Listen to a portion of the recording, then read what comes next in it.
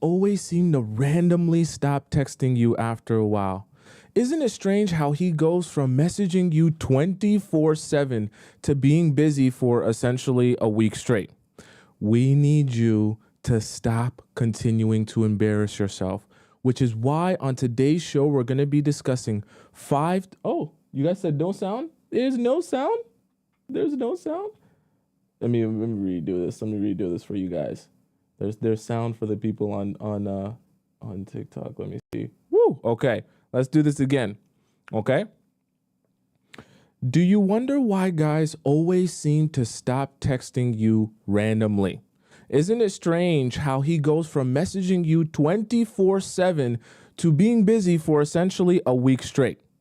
We need to stop you from continuing to embarrass yourself, which is why on today's show, we're going to be discussing 5 texting secrets men cannot resist. That way, you can learn how to not only get him to blow up your phone, but also have him desperate to see you in person as well. Welcome to the Players Club. If you're paying attention to me and everyone else in the live stream, please say here present so that I know you're here present and actively participating on this Saturday afternoon. How are you guys doing? I basically did the intro twice. Isn't that not amazing? I did the intro twice and basically nailed it twice. Okay. Anyways, we'll ignore that. All right. How you guys doing today?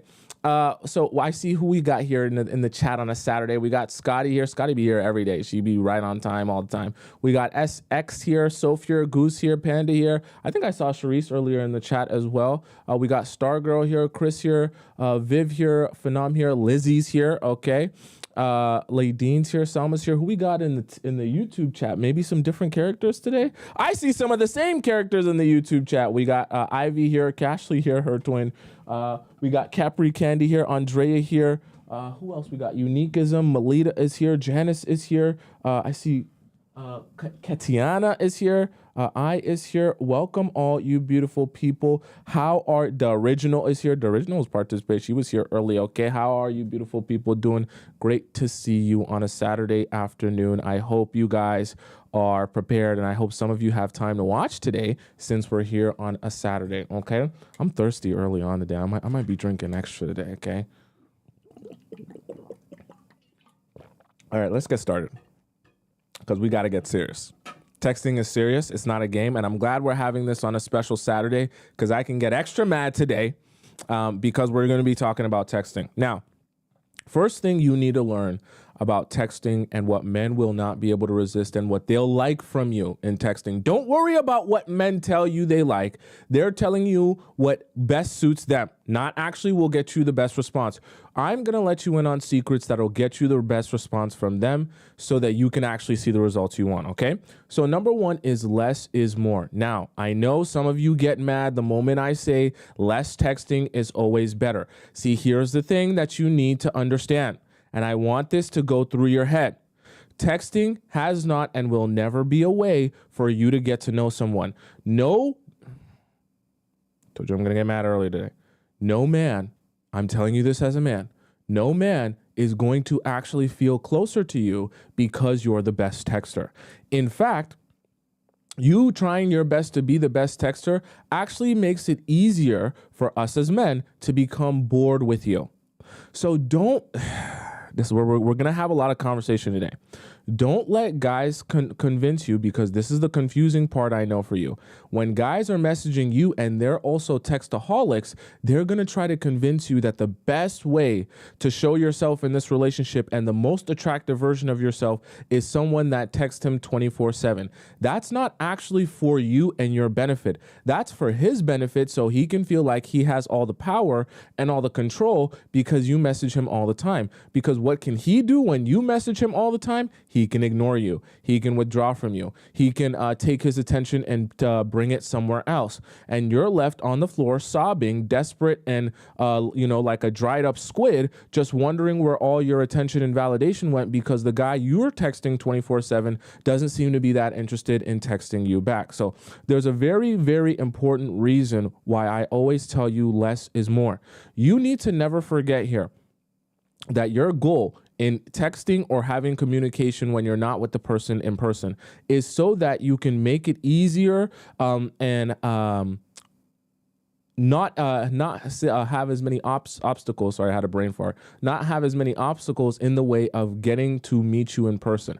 Because the reality of it is you're never going to be able to build a good, long-lasting relationship with the best texter. Okay. And someone trying to build a relationship with you over text is not going to benefit you. Because what do you want? You want to go out on dates, right? You want princess treatment, right? You want him to spend money on you, right? You want him to take care of you emotionally and financially for some of you, right? He can't do that over text, okay? If he's going to do all of those things, he's got to really care about you and care about your relationship and be emotionally invested in this relationship. You're not going to trick men into being emotionally invested in you by texting him a whole bunch, okay? I know some of you on the younger side don't want to hear this, but I'm actually going to give you information even as it relates to texting and texting etiquette that will truly help you. Okay, so stay put and you're going to learn something very important that will change your life drastically. Because when a lot of you that are making this mistake that thinking that more is always better when it comes to texting are the same ones wondering why do all the guys that I end up texting so much end up just getting bored of me and stop texting me after a while? Why are all the guys that I give all of my time and attention to and I try my best to keep in contact with always end up being too busy for me? Okay, so less is more, right? And so let's talk about a couple specifics that I want you guys to be thinking about when it comes to less is more.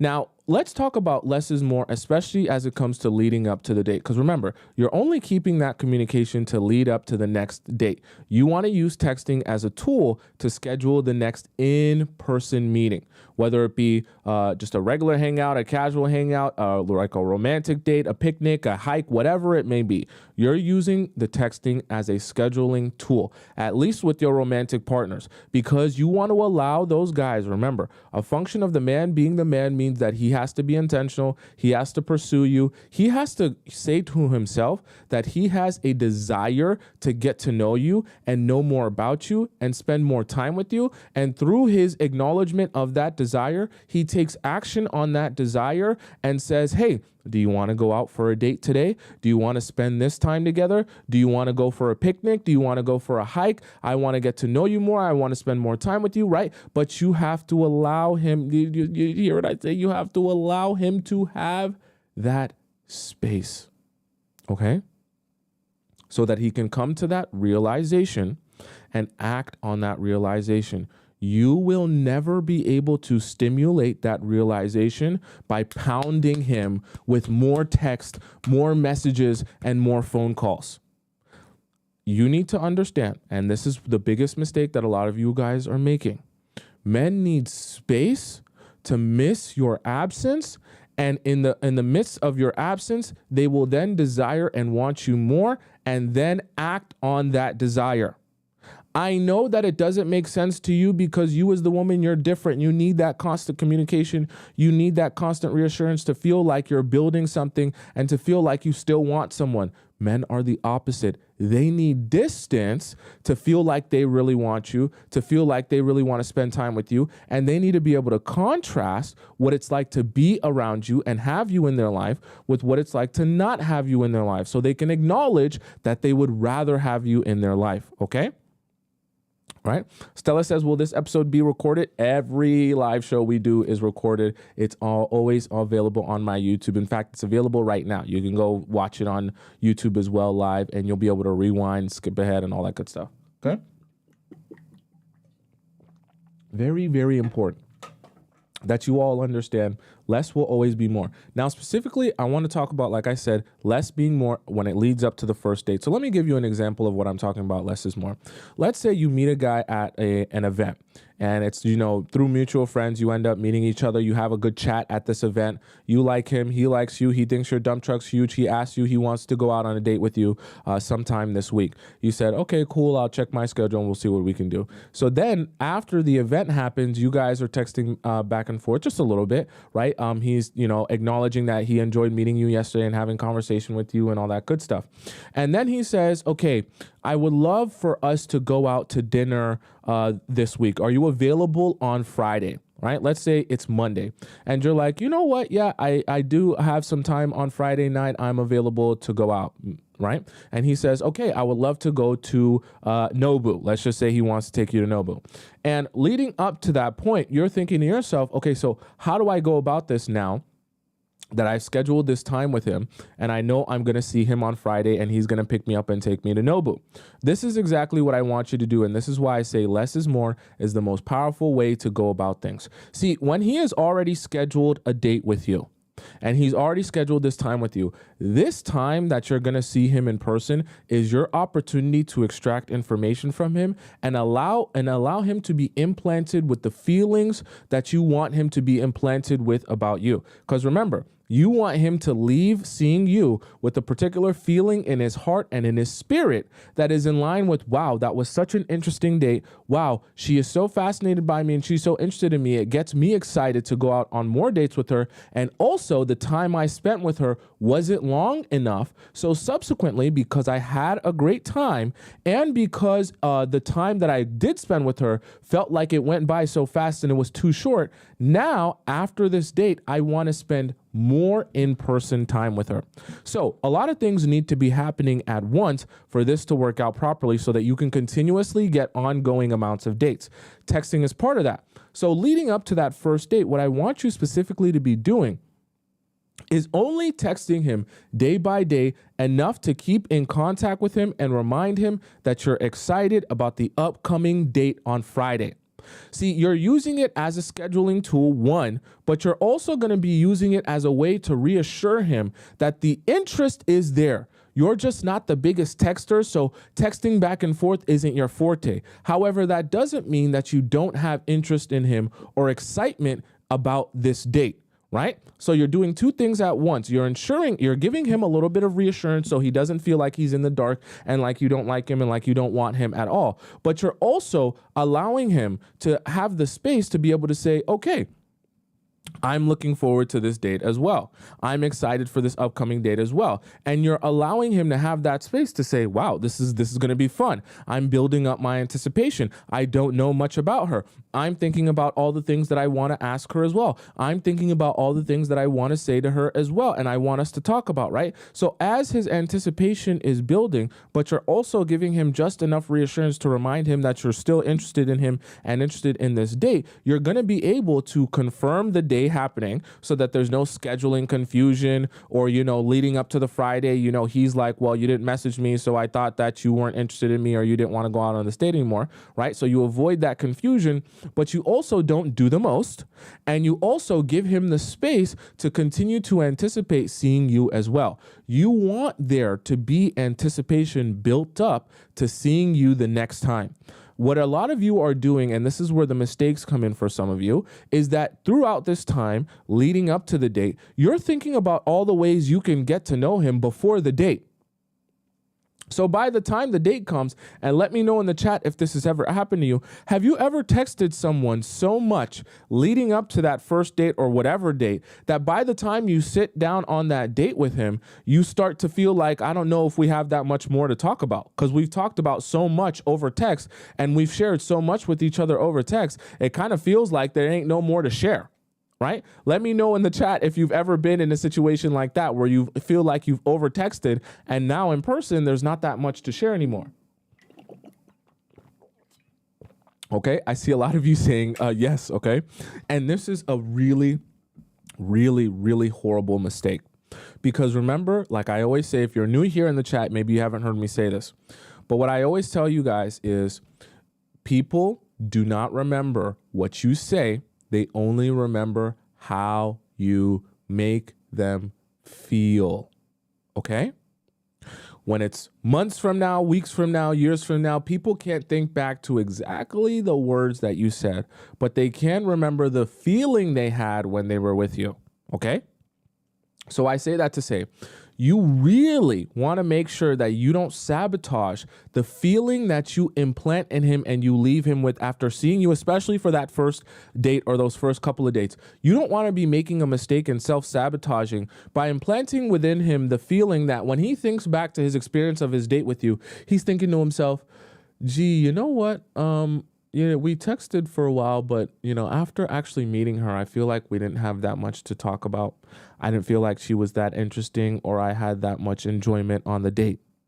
And you see what ends up happening is because you did all of that over texting leading up to the date, trying to get to know him over text, trying to build the relationship over text. By the time you got on the date, both of you had less to talk about. Because you had less to talk about and you had less questions to ask him, there was just less places for things to go because you already talked about those things over text. Now you have a more boring date, a more mundane date, a more small talk date that's not really about anything and you guys don't dive deep into any topics. And now after he leaves the date, he feels like his experience with you was more boring and mundane. But keep in mind, this is actually his first in-person feeling and experience of you. So now he comes to the conclusion that, actually, in meeting her, I realized we don't have that much chemistry. Actually, in meeting her, I realized I'm not that interested in her. Actually, in meeting her, I realized I'm not that fascinated by her. You need to understand. I want you to never forget this, okay? I want you to take this with you for the rest of the show and for the rest of your life. You need to understand, however someone meets you in person, right, face to face, especially for those first couple of dates, will always, always, always, always, always overwrite whatever they felt about you while texting you. I'm going to say it again. What someone feels about you when they finally get to sit down in front of you in person and talk to you one-on-one will always overwrite whatever they felt about you over text. So those of you that are thinking about how to be the best texter, text him all these different things, ask him all these different questions over text because you're bolder over text, and you're thinking that that's going to carry you for the rest of the relationship and carry his interest in you for the rest of the relationship. As soon as he meets you in person and you're not as interesting, you're not as fascinating, the conversation isn't as stimulating, and we've talked about how to make conversation stimulating in past shows, he will immediately come to the conclusion that this is kind of boring, you're not really that interesting, and he's not really that fascinated with you, okay? And he will overwrite everything that he once felt about you before he met you and while he was texting you. Okay, Jada says true, the same for phone calls. It is the same because people are always going to convince themselves that how they felt with you in person is what's really representative of their relationship with you. People aren't going to say, it was horrible meeting her in person, but talking to her over the phone was so much fun that I feel like I'm going to make her my girlfriend because she's the best phone caller. Or I'm going to make her my girlfriend because she's such a great texter that despite her being so boring in person, and despite me not being really that interested in the conversation we were having in person, her texting ability and her phone call ability is so much better than anyone else I've ever met. I'm going to pretend like me meeting her in person doesn't matter and I'm just only going to phone call and text her. Okay? I just want you to remember that will never happen. So all of that work and the effort that you're putting into trying to be a great texter is all for nothing. Is all for nothing if you're not going to understand the strategy to dating people in person the right way, because that will always overwrite what they actually feel about you. Never, ever forget that. So other people that are on TikTok or on YouTube, or they want to call themselves dating guru, I'm just a human being, okay?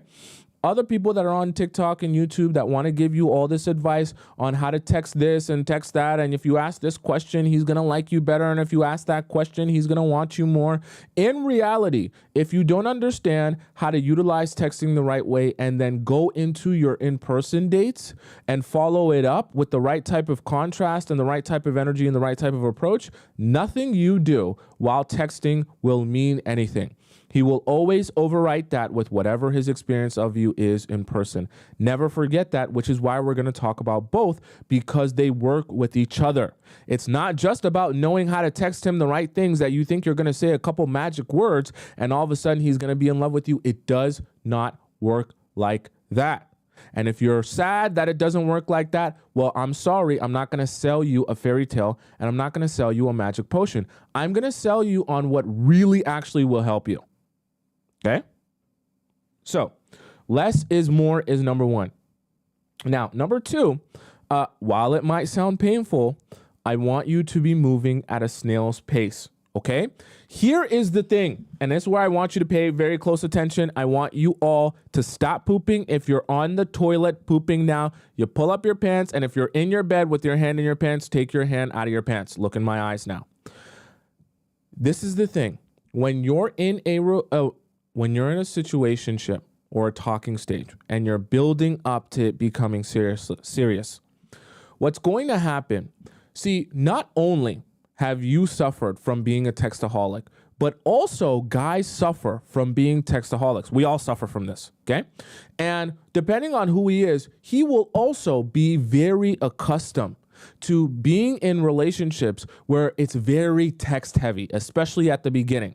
And texting becomes the bulk of the communication and how you guys get to know each other. Here is the problem though. Men become complacent with texting because they're textaholics. What do I mean by that? See, remember how I said as the man, he has to be able to take initiative. He has to be intentional about you and this relationship. So because he's intentional about you, because he desires you, he asks you out, he wants to get to know you more, he takes you out on dates, he courts you, he's respectful, he tries to put his best foot forward, all those things that a man will naturally do when he wants you. Here's the thing. Because he wants you and he's going to be the pursuer, right? He's naturally going to say to you that, hey, he wants to talk to you more. Hey, he wants to text you more. Hey, right? He wants to do more texting, and he's going to be confused when you're taking a step back. Someone said, Darla says, what's a textaholic? A textaholic, think about it like an alcoholic, is someone who is addicted to texting, addicted to spending all this time on the phone communicating, but they usually use that either as a crutch because they're not a very good in-person communicator, or in the presence of knowing that they're never really going to be able to see someone, they just continue to text and text and text and message and Snapchat and DM and send memes, but they never actually meet people in person. That's a textaholic, okay? So the reason I'm talking about a snail's pace is because guys are going to become anxious trying to understand why it is that you're not texting him as much as he's accustomed to other girls texting him. See, the thing about it is you're joining the Players Club, so you understand how to position yourself in a way that makes you the most desirable. And the reality of it is the most desirable version of yourself is someone that is investing and paying attention to you and has so much going on in your life because your life is full that you're not really that concerned with what he's doing or what he wants. Right? And subsequently, weirdly enough, guys become really attracted to you when you're barely paying attention to them. And so here's the thing. Guys become accustomed to dating girls who aren't part of the Players Club, right? Don't listen to our show, who are textaholics also. So they get used to being able to text a girl really, really heavy at the beginning. They get to feel good about themselves because they say, oh, wow, I can see how interested you are in me. And it's nice at the beginning, but after a while, they get easily bored of those women. Because once they get that confirmation that, oh, yeah, you like me, you want to spend time with me, you're super interested in me, you'll text me 24/7, they start thinking to themselves, okay, on to the next challenge. This isn't a challenge anymore. I want to find someone else who is challenging. This isn't my dream girl anymore. I want to find someone who is like a dream girl that I can chase after. Because rest assured, men love chasing, men love pursuing, men love going after things that they want. And when you make it so easy for him by texting him 24/7, he feels like you're always available. He feels like you're always around. He feels like you have nothing better to do than talk to him all times of the day. So he starts getting bored with the idea of talking to you or seeing you, and he starts to move on, and his attention goes somewhere else that requires him to like have focus and be intentional and pursue it. Okay?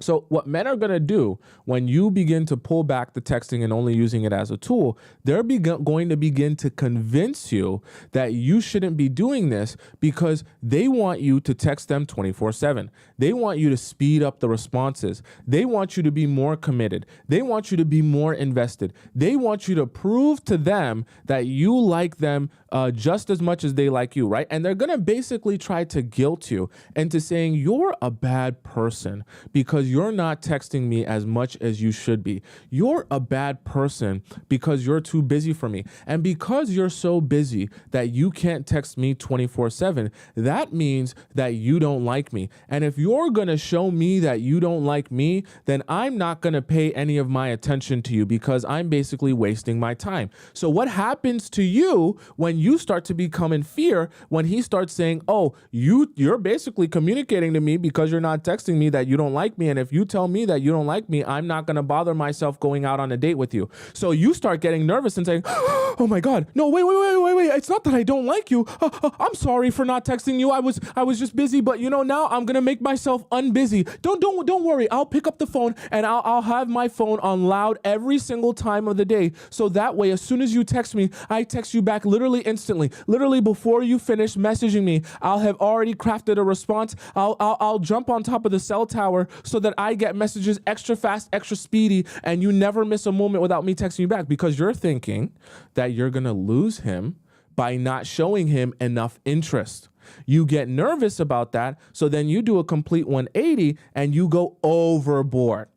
But what actually happens, and this is where I say you need to be able to use discernment to be able to say to yourself, what's the difference between what you actually want and what best serves you, but won't actually get the best response out of you? What do I mean by that? See, guys are going to tell you that they want you to text more.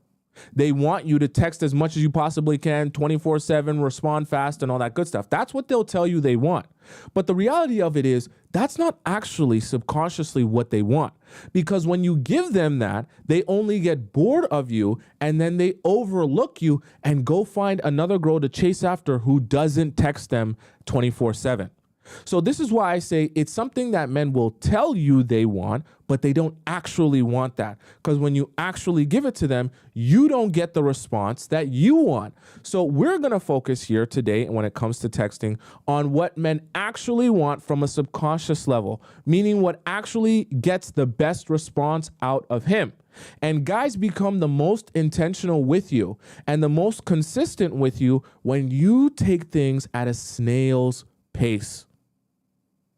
Regardless of how much anxiety he's going to express to you. And men will express anxiety. Don't get nervous. Don't get thrown off your path because you have a very clear path here and a very clear strategy and technique that we discuss in the Players Club. Don't start getting nervy because guys tell you, oh, you're making me feel like you don't like me. Oh, you're making me feel like you're not interested. Oh, you're making me feel like you don't care. Because the moment they say that, they're trying to get you to be nervous yourself and be anxious yourself. And they're hoping that in that anxiety, they'll get what they want from you. And what they want from you is for you to make them feel like you like them more. Because that's going to reduce their anxiety. But the problem is when a man who's supposed to be pursuing you, when his anxiety is decreased too much, he will become bored and uninterested in you. Because there's no more pursuit. He begins to get you in every way, shape, and form that he wants you. And he starts to realize that he doesn't have to continue to do work to continue to get more and more access to you. He starts to realize that he can actually do less and do nothing and still get that same level of investment from you. So then the guys sit back, they relax, they become complacent, and then they do absolutely nothing for you. Are you following what I'm saying so far? Okay? So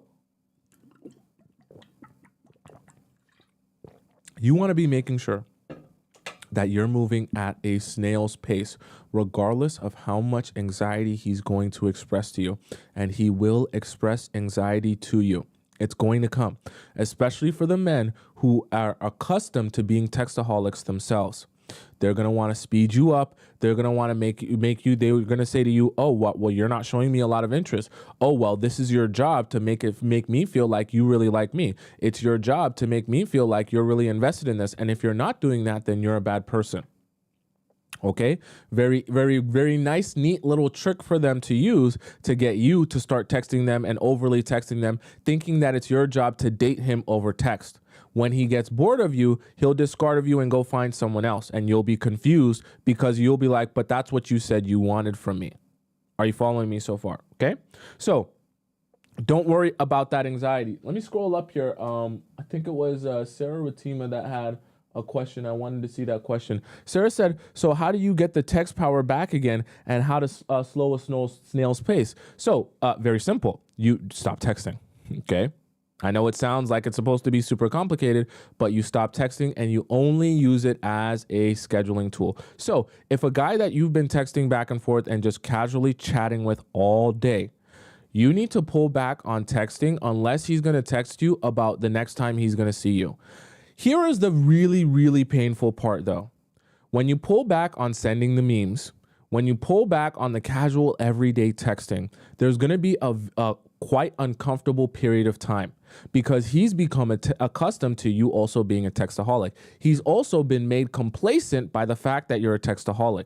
See, being a textaholic with each other takes up so much space and brain power that sometimes you even, the guys are able to forget the fact that they're never seeing you in person because they feel like they're consistently talking to you. So you're going to get a lot of pushback when you take a step back. And once again, the guys are going to become uncomfortable with that. They're going to express a lot of anxiety to you, and they're going to make you feel guilty for taking that step back. I want you to be rest assured that the strategy is the strategy for a reason. Guys will be forced to make a decision when you take a texting step back, and they'll be forced to say, I no longer can fill this time that I was once just spending texting her all day and feeling like I'm communicating her through that. I can't spend this time texting her anymore.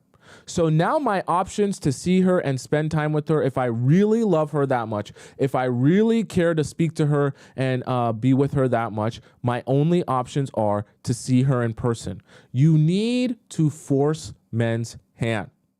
Now, you're not forcing him by actually putting a pistol to his head, but you're forcing him by forcing him to make one decision or the other. If you really care that much, if you really want to see me that badly, if you really find me that fascinating, you will figure out how to see me in person. And you want to make sure you're not giving men the opportunity to continue to talk to you in casual ways that don't require them to have that same amount of intention or initiative, right? Sarah says, is ignoring the only way? It is, because it's the only way to show men that the only option you're going to have to get access, real access to me, is to see me in person. A lot of times when you give men the option to either see you in person or just casually spend a whole bunch of time texting you, remember, I said men can also be textaholics too, where they forget how they're not actually spending real quality time with you and they're only texting you. The problem with that is that's more frustrating for you than it is for him. Because you're here to build a relationship. You're not here to text all the time and never actually build into anything. You're not here to be in limbo because that doesn't allow you to entertain other people who might be more intentional with you, right? And you don't want to be in a position where you're spending all your time and energy on a guy who can't even be intentional enough to take you out on a date. That's a very, very frustrating position for you to be. You also can't force men to take you out on dates. You can't say, hey, you better take me out on a date if you want me to take this seriously. You only can withdraw yourself and until he decides to be intentional about you in this relationship, because it forces him to make one of two decisions. Either he never gets access to you and he never gets to speak to you, or he figures out how to get access to you by planning and scheduling time with you in person. Okay? Does that make sense? Right? B says, what if they see you often indirectly? For example, if guys go to the same gym or you work together, etc. Same thing. At the very least, even if he's working with you or he sees you at the gym and you're not texting him 24/7 all the time, it still forces him to say, okay, if I want to talk to her, if I want to have conversation with her, I'm going to have to catch her at the gym. Or, and if the gym's not enough, I'm going to have to figure out how to ask her out on a dinner date, or let's go out to get something to eat, or a picnic, or a hike, or whatever. If I see her at work and that's the only time I get to really have a conversation with her, well, by golly me, I'm going to try and strike a conversation with her at work. And if I find that work is not enough conversation for me, I'm going to then have to say, I want to see you outside of work. Can we do this? Can we do that? Can we do that? See, it forces men to say to themselves, I only have one of two options. Either figure out how to see her more in person, have conversation with her there, or I get nothing. You have to make the decision that simple for guys, because they are also going to fall into the trap of saying, yeah, I'm talking to her every day. Yeah, I'm having conversation with her. Yeah, this is a good time. And they're not going to feel it's necessary to push and move things along. I know it sounds horrible. I know it sounds stupid and I know it sounds silly, but I can assure you that this strategy does work. Okay? Right? Cashley says a lot of men need chasing nowadays. It's pathetic, which is exactly precisely why I want you to not do that. Right? I want you to not be trying to text more. I want you to not be trying to obsess over texting all the right things and saying all the right phrases over text. I want you to be hyper focused on taking away any sort of access to you that doesn't come with initiative and effort and consistency and pursuit. Take away all of that access. That way, he only has one choice to get access to you. Okay? Right. So, less is more when it comes to texting. Number two, you want to move at a snail's pace. Don't allow men to speed you up. Okay? They're going to try to speed you up with the anxiety and all that stuff. Okay? Now, number two, now this is going to come as a strategy that I actually think will be good for you to implement. That's not just not speaking to him. Now, one of the things that we discuss in the Players Club is that you want to make it very clear to men when you meet them that your life is already full and you already have things going for yourself, so that they recognize when they come into your life that this is you. They are not bringing sunshine and light into your life. Meaning, when they step into your life, yeah, they might be great, they might be cool, they might be funny, they might be interesting. However, if they were to step out of your life, if they were to not be in your life every day, if they were not to be spending time with you or speaking to you, that doesn't mean that your world stops spinning. That doesn't mean that your world comes crumbling down. You have plenty of things to do, plenty of places to be, plenty of ways to spend your time and energy that isn't just on him and related to him, that he doesn't get to feel like he can just come into it and do whatever he wants because he's all that matters. That's the issue. The thing is, when you allow men to feel like they're the be all and end all of your life and you literally sit around watching paint dry unless he's speaking to you and talking to you and spending time with you, men will come into your life and start to abuse that because they'll recognize that you have nothing if it's not for them. And they'll realize how much power they wield in being able to bring every good, positive thing into your life. And that without them, there is nothing that you have, right? They will realize how powerful they are. They'll also realize that that allows them the freedom to mistreat you, to disrespect you, and to do whatever they want to you, knowing that you don't have any other options, knowing that you don't have anything else going for you, that you could possibly say to yourself, look, I deserve better than this, or I deserve more than this. You'll always be saying to yourself, whatever you're willing to give me, I'll take it because I'm desperate and I have nothing. It's precisely why I never, ever, ever, ever, ever want you to be telling him stories about how your life is so boring and uninteresting and all you have to do is sit around at home and wait for his text. And I also don't want you to be giving him the impression that your life in general is so boring and uninteresting that all you have to do is sit around and wait for him to text you and message you and call you, okay? Now, the reason I say that is because when it comes to texting, I want you to be doing what number three is. I don't even think I said number three. Number three is to be showing and not telling. Now, specifically what I mean by show, don't tell is when he's messaging you, And when you guys are texting back and forth, when you're communicating to him, rather than communicating to him that you have such an interesting full life with a lot of stuff to do by texting him those things, I want you to be strategic about using pictures and videos to show him that you have other things to do in your life other than sit around and talk to him.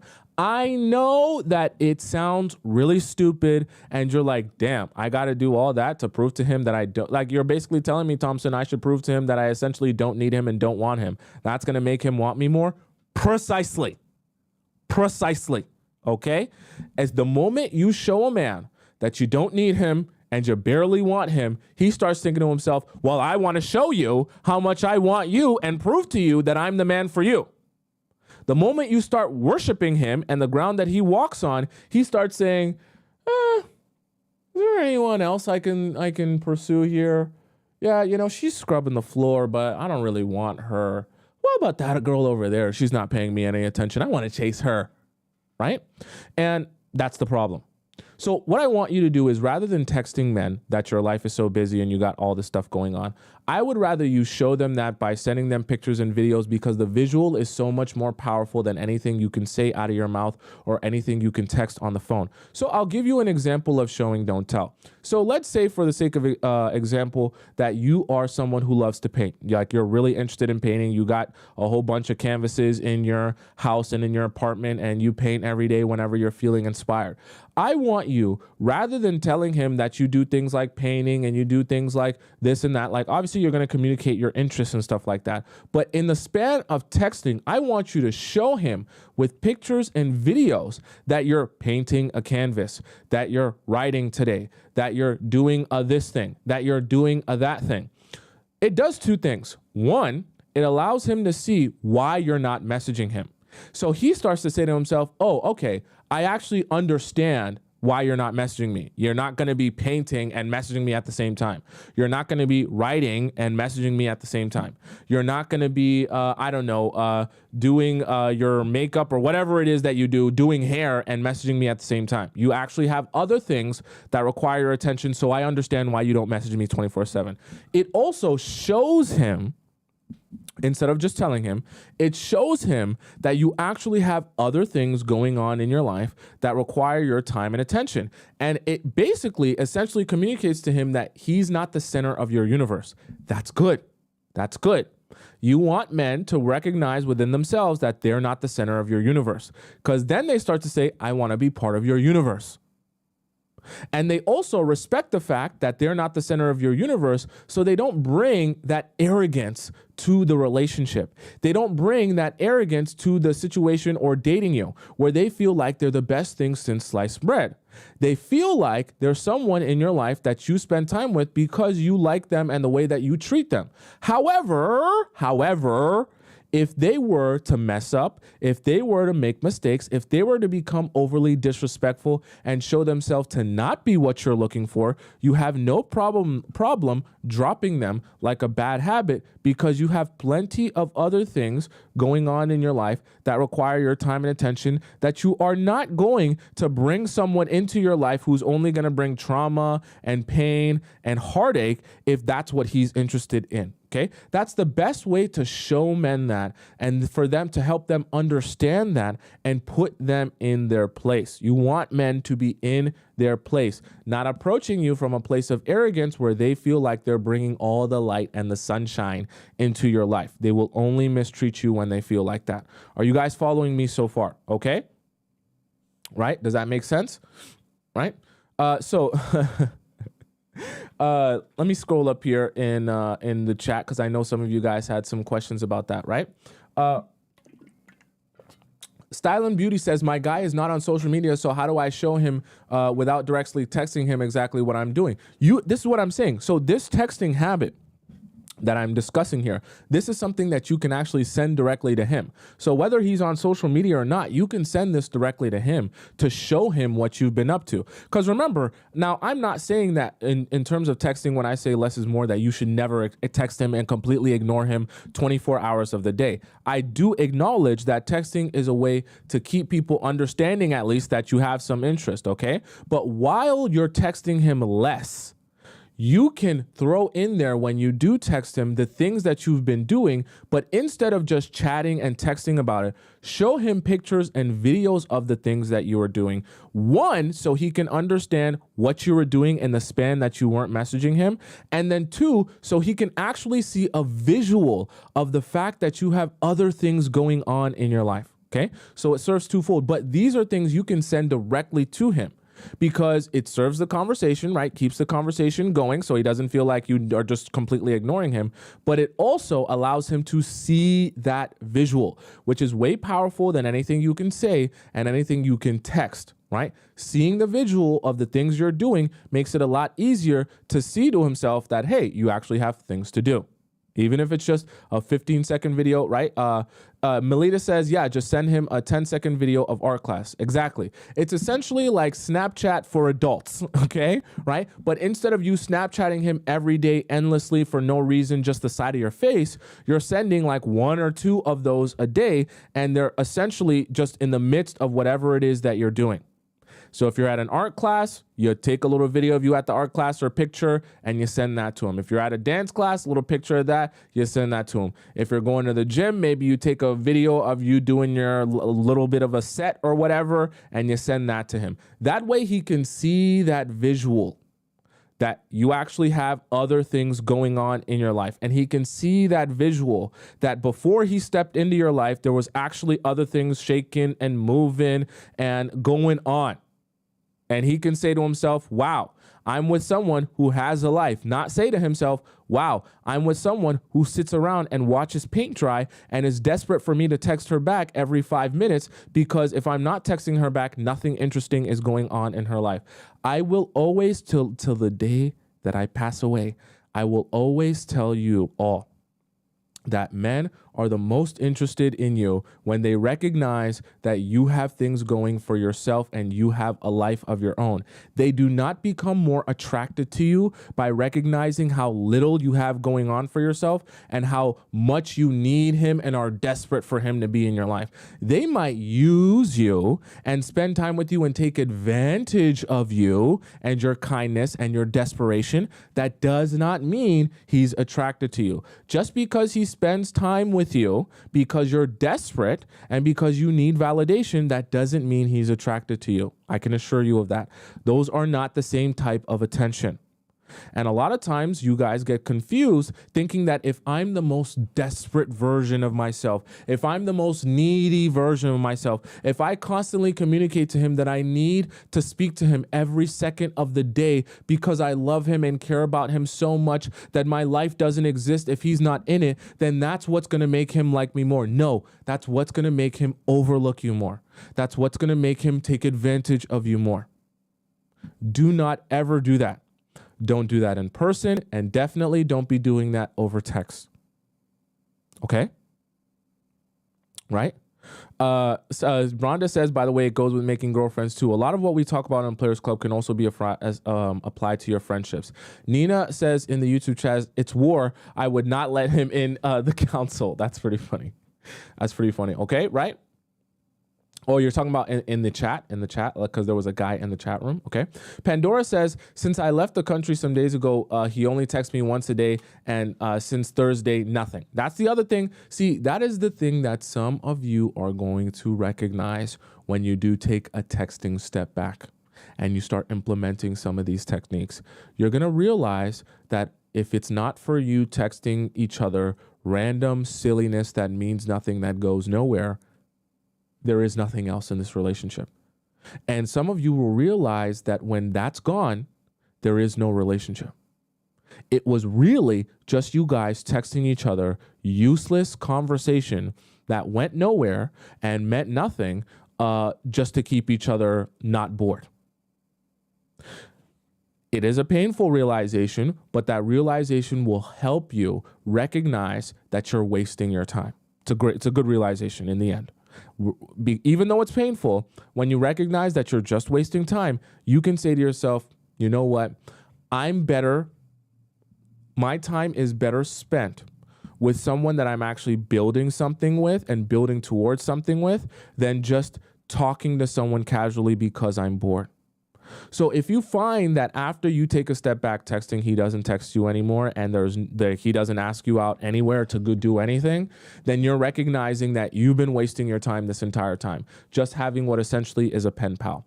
And it goes the same for those of you who are in long distance relationships. I really hate those. Okay. Not because they're the worst thing ever or you're a bad person if you're in those, but a lot of you are in what you consider a long distance relationship, but what you really have is a pen pal, not a partner. And the reason you have a pen pal is because in the process of this long distance relationship, while you talk back and forth, you text, maybe sometimes you call, and maybe sometimes you FaceTime, even though you have that communication over the phone, you never, ever, ever have the solid intention, at least from him, to say, you know what, it's great that we talk on the phone, but that's not enough for me. I actually want to see you and spend real in-person time with you. So why don't we, instead of endlessly chatting, figure out the time in your and my schedule that we're going to see each other in person? Even if that time's not going to be frequent, and even if that time's going to be far in between, let's figure out what logistically that time is going to be. Let's plan and schedule that and lock that in. And then let's talk in between the time that we're going to see each other in person. See, that's how a guy who's really intentional about you and this relationship will treat you and approach you in a long distance relationship. But the problem is, some of you don't recognize that a guy, or especially the guys, that in order for him to maintain a long distance relationship with you, he's actually going to have to be twice as intentional as a regular guy. Because the regular guys get the luxury of being able to be close enough to you that he can plan only a couple of days in advance and be able to see you. That the schedules aren't so drastically different and there's not so much logistical planning required that they can see you within quick succession. But the men who are long distance relationships, they're going to have to plan not just weeks, but sometimes months in advance.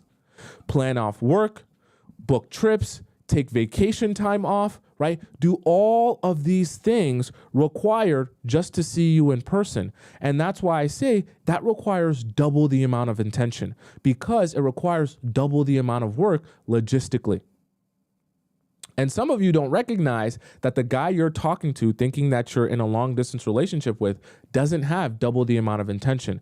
In fact, he has zero intention, less than even the regular guy. And the only reason he's talking to you on a consistent basis is because it's easy and convenient to have a pen pal that he texts and chats with over the phone without ever actually having to say, yeah, but here's the plan to me actually seeing you in person. Okay, right? A Drizzle said, so no to long distance. I would advise all of you, of course I can't tell you the difference between right and wrong. I would advise all of you to never entertain a long distance relationship unless you can recognize that the guy in the long distance relationship with you is double as intentional as a regular guy. And what I mean by double as intentional, I mean that every fiber of his being will be on trying to plan and organize logistically what it means to see you in person. He will be the one leading that. I can assure you. For those of you who have actually been in real long distance relationships, you know that to be true. When a man truly is invested in you and likes you, and this is long distance, he will be so obsessed and hyper fixated on trying to see you in person and organize seeing you in person. And the fact that it is long distance will make it that much more serious to him that you guys get a date and a time locked in. You guys get a time frame and your schedules understood so you can know how to make this happen. I didn't say talk about this happening. I said make this happen. Logistical planning isn't just saying on FaceTime, yo, girl, you know what I'm about to show. If I was in the room with you right now, yo, I pull your pants down and I put my whole face in it, girl. Yo, you know the type of things I do. Yo, I'm telling you right now, I'm finna book a plane ticket to come see you. Yo, I'm about to fly you out so you can be in my room. I could be touching all up on you. That is not planning logistically, okay? That's yapping. Okay, you don't take that. You don't take yapping as commitment. You don't take yapping as intention, because guys love to yap endlessly about what they're about to do, about what they're going to do in this relationship, about how they're going to give this to you and do that for you and do that for you. And it only goes on and on and on, and you never actually see it develop into anything real. Don't get yourself lost in the yapping. Get yourself actually invested only in guys who are showing you that they have real intention. And real intention when it comes to long distance relationships is not texting, it's not FaceTiming, it's not calling, it's actually logistically planning. So if he's telling you that he wants to come see you and he's not planning looking at Airbnbs and sending you the places that he wants to stay and telling you the dates that he can possibly take time off and asking you what days you can take time off of work and how you guys are going to plan to see each other and where you guys are going to plan to see each other, if he's not actually asking you those type of questions and trying to extract that information and organize those logistics, then he's not actually serious. If he's just talking about it like a pipe dream and he's talking about it endlessly but not actually moving forward in the steps to get there, it's just endless yap. Endless yap. Right? I seen someone say that I needed this today. Some of you do need that cold splash of cold water, because some of you are quite confused in a situation that you think is a long distance relationship, but you really just have a pen pal. Okay. And the thing about it is, I don't want you to be sad about the idea that you're realizing you just have a pen pal and it's not going to work out being long distance. Because for majority of us, including me, long distance relationships aren't going to work. Okay, because we need to be able to see our person regularly on an ongoing basis. For majority of us, we just aren't going to be able to do that. So that's fine, but it's better for you to recognize that you just can't do it that way. And if they're not going to be able to be realistically very intentional about you and very intentional about seeing you in person, then you're probably going to have to let this relationship go. It's unfortunate, but like someone really amazing said in the chat one time, love is also logistics. So if logistically they're going to say that they love you, but they're also going to never see you, sad face, but that doesn't really work. Okay, that's not really going to work. All right, let me acknowledge someone who donated to the show here. It was in the YouTube chat. It was Style and Beauty. Oh, by the way, thank you to the people who joined the Players Club and became members. I got something very special for you guys who are YouTube members very soon here. Style and Beauty donated to the show. She says, so what's, she donated $5. Thank you so much. She said, so what's the best response when they hit you with, so you don't like me anymore? The best response to, so you don't like me anymore is LOL. LOL. Because when guys message you things like that, what they're fishing, see, we all love validation. We all do, including guys. And guys, have you ever heard the phrase fishing for compliments? Guys will also fish for compliments, right? They'll fish for validation. Guys like validation too. So when they say things to you like, so you don't like me anymore, they're hoping that your response to them, because if you do like them or are interested in them, will be, oh no, I really like you so much. Oh no, I've just been busy, but I love spending time with you and I love being around you and I love this time that I get to be with you and all that good stuff, right? They want you to pour your heart out to validate them so that they're like, oh, I am the man. Yeah. I'm handsome. I'm good looking. All the girls love me. All the girls like me. But here's the thing, and I know this sounds horrible and really stupid. The moment when you give him that validation like that, he immediately doesn't think to himself, oh, gee, now I like her more. He thinks to himself, yeah, I'm the man, aren't I? That's all I really wanted. I don't really want you. I just wanted you to validate me so I feel good about myself. Okay? Sounds horrible, but that's the truth. Okay? I want you, so actually, that leads me to my next point. So I'm so glad that Style and Beauty asked that question, because it perfectly segues into what we're going to talk about next, okay? So less is more was number 1. Snail's pace is number 2. Show, don't tell, number 3. And number 4, what I want you to do is silence your Shakespeare, okay? I'm so glad Style and Beauty read my mind, and she knew exactly what I was going to talk about next, which is exactly has to do with this. See, I don't want you to make this mistake of trying to be Shakespeare over the phone. Some of you make this mistake. When you start thinking to yourself, I should compliment him and tell him how amazing he is, how much I want him, how much I want to be with him, how much I enjoy this time with him, so he doesn't think I'm not interested in him, right? And hopefully when he realizes how into him I am, he'll be more into me. Doesn't work like that. In fact, when you give men all of that validation over text, first of all, it's low quality validation. What I mean by low quality validation is he receives that validation, okay, right? And he starts to feel like the man. But even in the way that you give the validation, it's less impactful coming over text, okay? And here's the thing. What I want you to do is stop giving men a whole bunch of endless validation over text.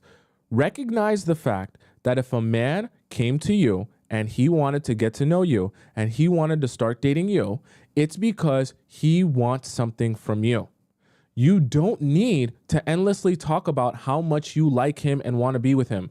You're doing the evaluating. Think of yourself like the job interviewer.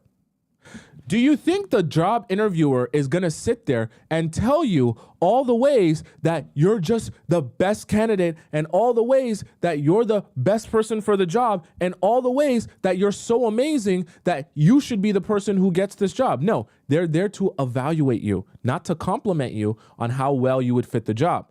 It's your job as the person who's doing the interview, right? The interviewee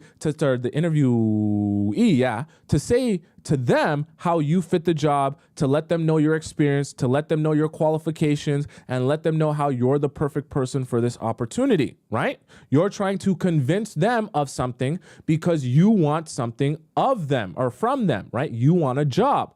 They're the ones offering the job. So because they're offering the job, they're not going to tell you how much they love you unless they choose you, right? But they're not just going to come out and tell you how much they love you because they have to vet you to see if you're the right person for the job.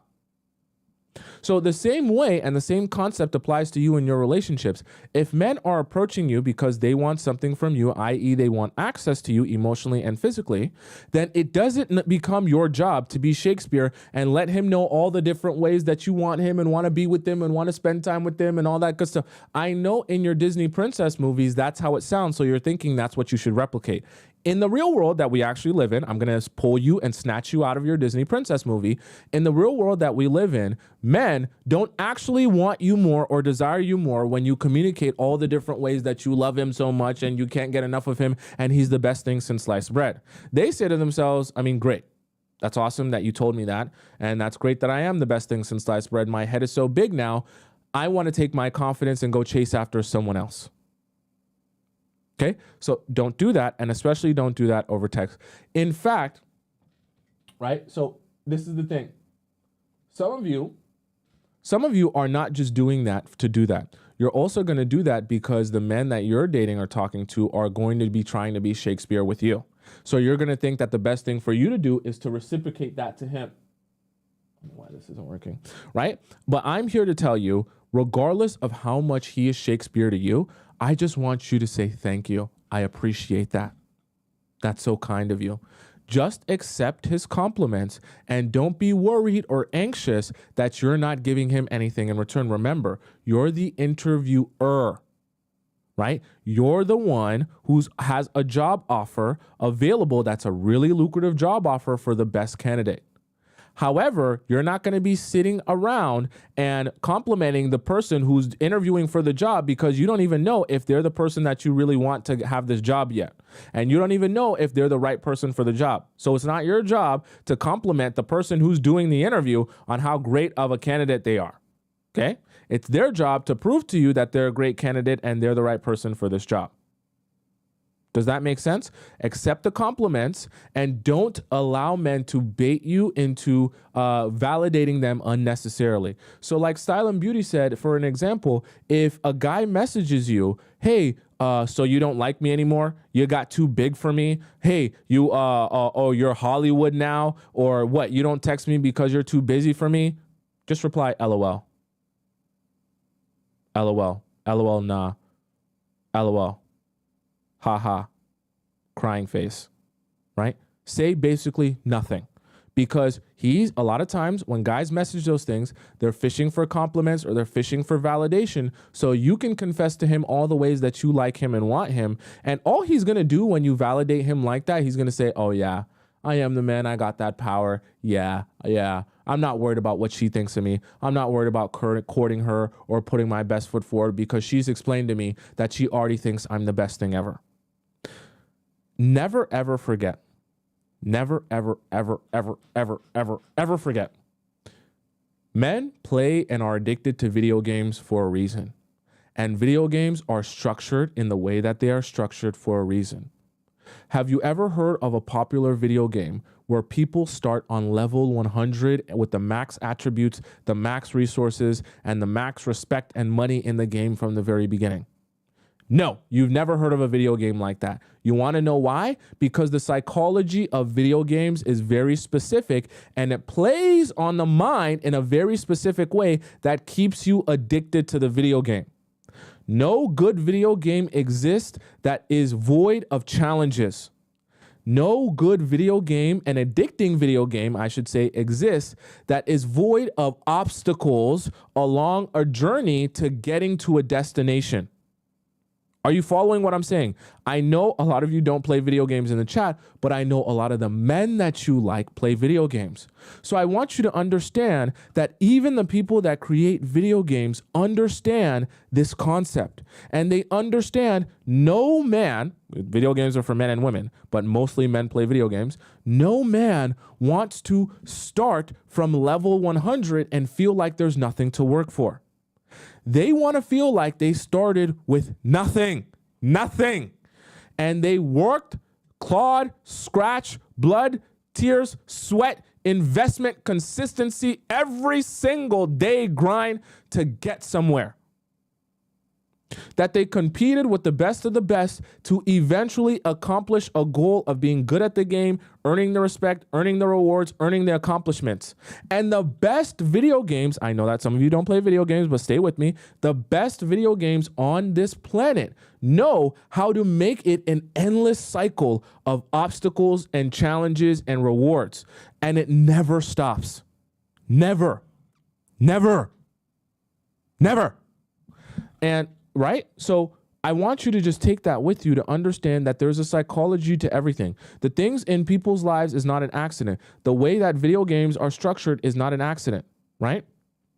And so understand that getting guys to want you, getting guys to pursue you, getting guys to, really chase after you is not an accident. It's not something, see, when you see certain girls to be able to get guys chase after them, give them princess treatment, buy them anything they want, it's not an accident. It's actually a strategy that you can utilize and you can implement and get that same result. And the people that don't do this well, the people that struggle with this, or the people that say, Tomisin, I'm not going to be manipulating. Tomisin, this information is bad and horrible because we should all just be able to hold hands, sing kumbaya, and love each other for exactly who we are, because that's what a perfect utopia type of world would be. Cool. You'll be the same person who is sitting on the sidelines, having all the men overlook you and chase after the women who are utilizing the strategy. Or you could choose to implement some of the things we talk about in the Players Club, figure out how you can apply them in your situations, in your relationships, and have the men hungry for you like a hyena, chasing after you in packs and herds, crawling over each other and elbowing each other to get with you. And all the other women will be asking you for your secret. And you'll be like, shh, it's the Players Club. Okay? And I really mean that. Right? So that's why I want you to be silencing your Shakespeare. Don't become obsessed with trying to tell men all the ways that you love and you care about them, especially over text. It means less. It's less impactful. And all it does is give him the ego boost that he's looking for and the confidence boost that he's looking for to go and chase after women who don't want him. Don't do that. The men love to be able to chase and pursue after you when they feel like you're just so ever so slightly disinterested in them. This is why, actually, and it's going to lead into my next point here, but this is why it's so important to understand that the best way to text guys is not just understanding specifically what to say over text, but understanding how you combine text with what he feels and experiences of you in person to be able to combine into his total desire of you, the human being. Okay? LA says, it shocks me how most girls don't know the stuff he's talking about. They're very basic. I know. But a lot of times, see, the thing about it is when we talk about this stuff in the Players Club, and a lot of you aren't in love with me, maybe some of you are completely in love with me. But for most of you who aren't in love with me, it's easy to absorb this information and say, Tomisin, that makes perfect sense. I mean, yeah, that's exactly what I've been doing or I would want to do, or that seems really obvious. But here's the thing. When you meet a guy that you actually like, that you're actually invested in, when you meet a guy that you feel like you really want this to work out with, you start becoming nervous and you forget all the strategy that you were supposed to be implementing. And your entire approach to this relationship or this situationship changes. And the way that you approach him changes. And a lot of times it changes for the worse because you approach him in the most undesirable way and you become the most undesirable version of yourself. So then he says to himself, oh, gee, I don't really want you or want to chase after you or pursue you the way that you're presenting yourself to me. And so they stop liking you. You become more anxious. You chase more and he likes you less. And it's a vicious cycle of you never getting the guys that you actually want because your approach drastically changes. Right? A Drizzle says, in theory, it makes sense until you're in that situation, 100%, right? It's easier said than done, which is why we have these conversations damn near every day, 5 times a week, okay? Right? Watermelon says, once he finishes chasing you, he gets what he wants, he gets bored. So this is what I also want you guys to understand. It's not just about getting him to chase you until he sleeps with you. Okay. And this is a whole show that one day I'll dedicate a whole show to this. And I've talked about chasing and pursuing many times on the show, but similar to a video game, right? I'm sure a lot of you have heard of the video game Fortnite. Okay. The video game Fortnite is a video game that's been around for a long time. They ain't made a Fortnite 2. They ain't made a Fortnite 3 or 4 or anything yet. They only have the one game, and the one game, right? People keep coming back to over and over again because Fortnite figures out how to continuously make ongoing challenges and obstacles that must be faced and overcome in order to keep the pursuit of the players and the interest of the players that are playing the game. Now, obviously, you're not a video game. Obviously, it's going to be a little bit different when you apply it to a relationship, but I just want you to understand that the concept and the psychology is the same, right? When you want people to pursue you, it's not just pursue you until they sleep with you. Right? When you want people to chase you and be addicted to you and, want to put their best foot forward, it's not just for a little bit until they get something and it's gone. And rest assured, there is a strategy to getting guys to pursue you. And even after they sleep with you, they continue to pursue you. Right? There are women who get princess treatment even after they sleep with the guy. It is very possible. Don't think that it's not possible. There's a strategy to that. Okay. So less is more is number one. Number 2 is moving at a snail's pace. Number 3, show, don't tell when it comes to text, okay? Number 5, silence your Shakespeare. We don't need you doing all that complimenting. And number 4 was silence your Shakespeare. And number 5 is you contrast the feeling. Now, what I mean by contrasting the feeling, remember how I told you at the very beginning that everything you're doing here is not just about what you text him on that phone, okay? I know some other people are going to say, make this exact phrase over text, and that's what's going to make him fall in love with you. It's not going to work. Not going to work. Not in a million years.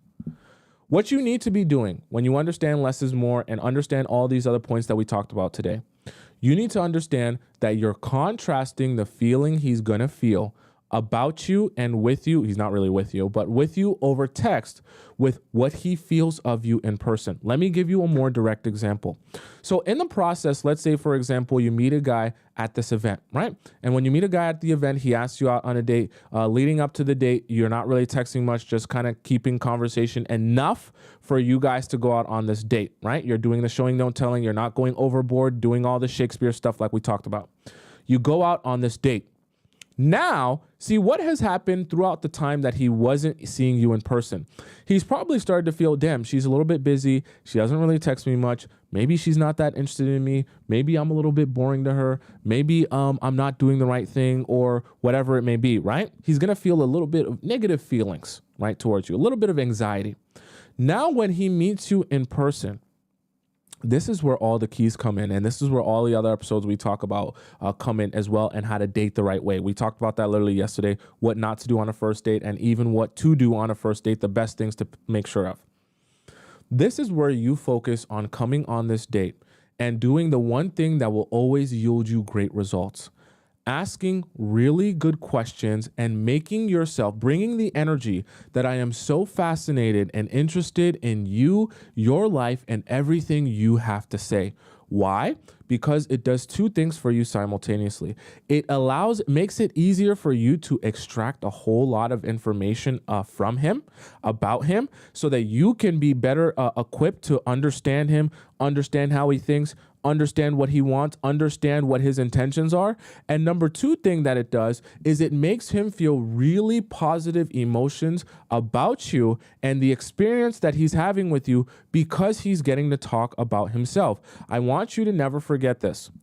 People will only ever, this is in life, will only ever feel closer to you when they get an opportunity to talk about themselves. People are not going to feel closer to you by hearing you talk about yourself. I know that that sounds counterintuitive and that sounds a little bit strange the first time I say it, but you have to understand, to each and every one of us, the person that we have spent the absolute most time with is ourselves. So when we begin talking about our own life or our own interest or our own passion, we're always naturally going to light up. We're always naturally going to be tapped in and locked in on that conversation, because it's about things that we care about. It's about things that we know, and it's about things that we're interested in. And remember what I said earlier in the show. People don't remember what you say. They only remember how you make them feel. There's a reason that we pay such good money for therapy. Have you ever heard of someone paying good money to have someone else talk to them about their life? And I just sit there and listen, and paying for the experience of listening to someone else talk about their life? No, because that's not a valuable experience to us as human beings.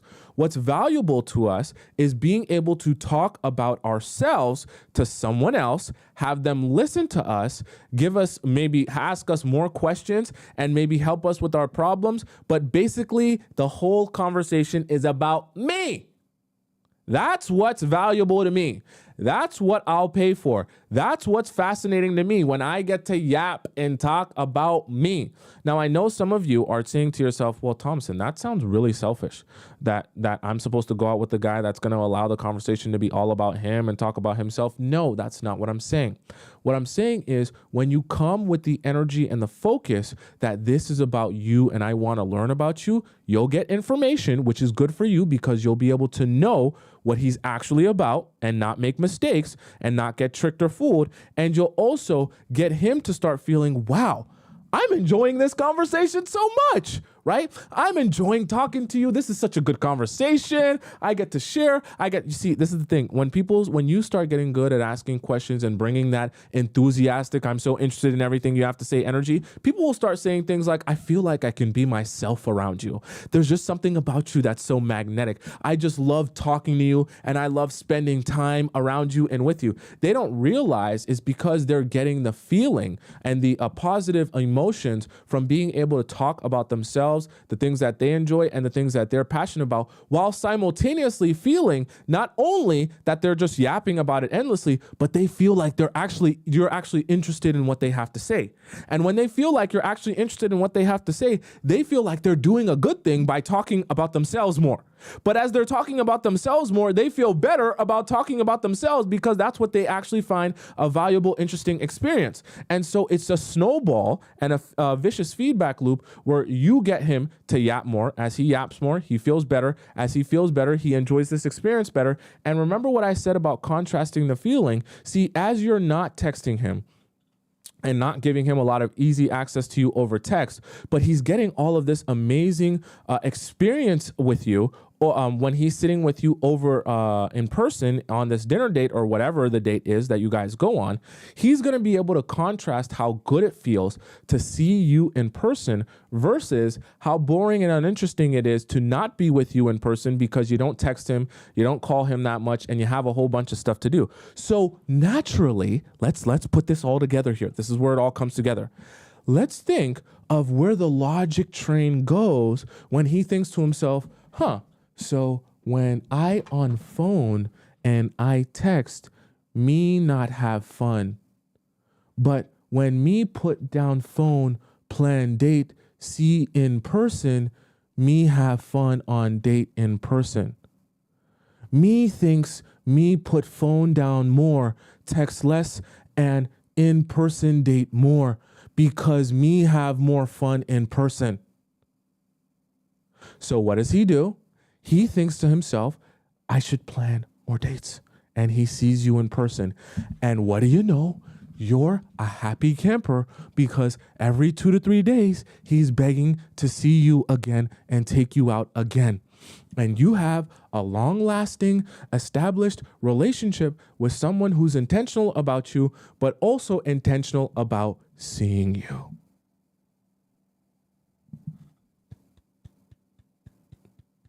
Congratulations. You see how that works? Okay? Right? So ignore what other people are going to tell you about texting this and texting that and doing all that silliness, okay? That's not actually going to help you. And think about this and try and implement this and see how that works for you. Even if you don't want to believe that I'm right and maybe you think I'm full of BS, try it out and see how it works for you, okay? I just broke it down for you so that you guys can be better understanding of why it works and how it would work. Okay, from the guy's perspective. Now, do you guys have any questions about what we just discussed today? So number 1 was less is more. Number 2, the snail's pace, show, don't tell. Number 3, silence your Shakespeare. And the contrast, the feeling was number 5. Okay, someone said that they missed it. Don't worry. This live stream is always going to be available till the end of time on my YouTube page. Just go over to my YouTube page. It's Tomisin Atobatele. Just type it in on YouTube. When you go over to the live section, you'll be able to see this show because I'm live on YouTube right now. So it's literally available for you right now on YouTube to rewatch as much as you possibly can. And if you missed any of the points, okay? So don't you guys worry who are on TikTok. It's good. So it's available till the end of time, right? Visca says, how about telling him to call instead of texting? No, guys. I want you guys giving men 0 options to get access to you unless he's going to see you in person. Do not give him any alternatives to getting a lot of access to you aside from seeing you in person, because guys make the mistake themselves, right? And getting all jumbled up and thinking to themselves, okay, well, I guess I can get access through texting or texting and calling, or maybe it's just calling and maybe it's just FaceTime and maybe it's just, so maybe I'll, if I call her a lot, then that's my version of getting to see her and talk to her. And every time he calls you, he's a little bit more satiated and satisfied with the communication he's had with you. And it takes away just a little bit more of his desire to see you in person. Let's save all of that desire for seeing you in person and not let any of that desire get thrown away with texting you, calling you, and FaceTiming you. I know that it sounds really painful for me to say, but I want to help you. And I know that the best way to help you is to have the men in your life have no other options of being able to get access to you other than seeing you in person. Because then what will they do? They'll see you in person if they really want to be with you. Okay? Right? Does that make sense? J-Mad says, so to summarize, I shouldn't text him, just answering him short. No, that's not what I'm saying. You got to go watch the entire show so that you can understand the nuance as to what I'm saying. It's not as simple as that, okay? Right? You're not just not texting at all. You're strategic about what you text and why you're texting so that you can get the actual response out of him that you want, okay? You really have to watch the whole show in order to get the real information. I honestly couldn't give it to you properly in 30 seconds, okay? Right? Someone says, what about long distance? Here's the thing about long distance. Like I said earlier, in a long distance relationship, the man that you're with is going to have to be twice as intentional with you. And some of you are going to come to the painful realization that the man you're in long distance with is not even in a relationship with you. He's just a pen pal to you. Meaning all you guys ever do is text and maybe call and maybe FaceTime. But there's never any intention of logistically planning when you guys are going to spend real in-person time together. Him on the phone, on FaceTime, talking about, yo, if I was in the same room with you, yo, the way I be in between those cheeks, girl, yo, the way I be grabbing on that dump truck, yo, it's so that is not planning logistically, right? That is not actually going through with when he's going to see you and being intentional, okay? That's yibber yabber. It's yapping. Okay. Someone says what Carmen earlier said, what if he's, I think you said, what if he's 1 hour away? 1 hour away, it's all the same. It's all the same. Regardless of what the distance is, guys are going to have to be intentional about seeing you in person. And if they're not, then you're wasting your own time. Because what are you doing trying to build a relationship with a guy who doesn't even have enough intention to try and see you in person? I want you guys to understand it doesn't serve you to be in pen pal situations where you're just texting a guy endlessly and he doesn't have the desire or the initiative to see you in person. Don't do that. It's a waste of your time. Because you can't build new relationships and you can't move forward in your life when all you're doing is texting a guy who's not trying to see you in person. Okay. Someone says, user says, that's what I do. Then you need to undo that. Okay. Because it's such a waste of your time. 2 months down the line, 3 months down the line, 1 year down the line, you can't do anything with a guy who's going to text you endlessly but not see you in person. You literally can't do anything with that. Nothing. Right? Muna says, but he says he has work all the time. Perfect. Then he has too much work that he can't be in a relationship with you. And he's not going to be able to ever speak to you. Okay? You guys got to get okay with understanding that, hey, if you can't show up for me how I expect you to show up for me, you're done. Like there's no alternative universe where you get to show up for me in the way that you want and do whatever you want and still get access to me. If you're working so much that you can never see me ever at all in person, never, cool. Then you're just not going to get access to me. Sorry. If that hurts you, then figure out how to undo that. You guys got to start becoming ruthless because that's the only way you earn respect.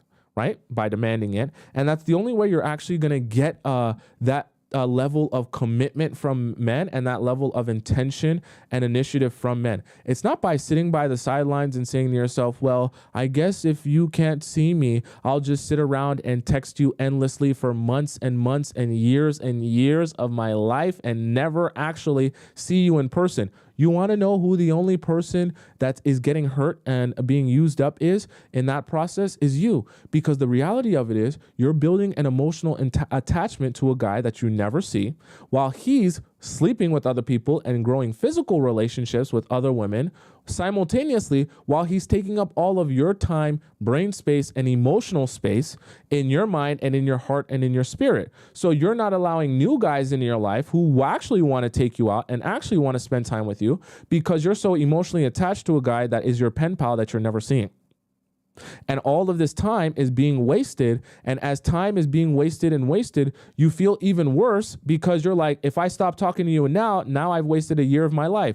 So you spend another year of your life texting and nothing is happening. And then after 2 years, you're saying to yourself, well, if I stop talking to you now, then I've wasted 2 years of my life. And so every time you look back at all the time you've wasted, you feel worse about it. So you feel like you've got to endure more of it because you've wasted so much time with this guy already.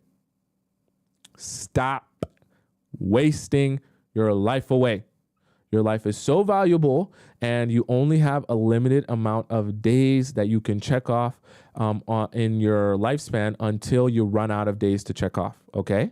So don't waste it on men who are just going to sit around, lollygag with you and not build this anywhere in any direction.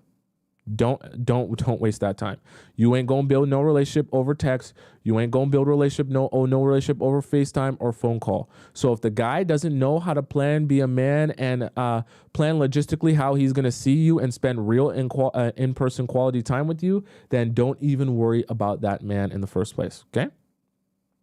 Visca says, what if he's requested to see, but I pushed the meeting date to 2 weeks to a month? Well, why would you push meeting someone 2 weeks later to a month later? Is it because you actually don't have time? If that's the case, then that's a lot, right? So if you're pushing the date that far in advance, that can be a lot. So maybe you might have to logistically answer to yourself, do you even have time to be dating?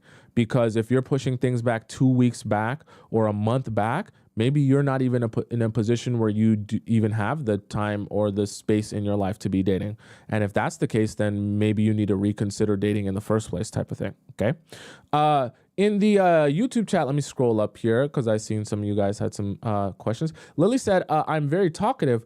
When he is surprised later that I love to talk about myself too. See, Lily, like I tell all of you guys, nothing wrong with loving to yap about yourself. Nothing wrong with loving to talk. I understand that some of you love to yap and talk and share.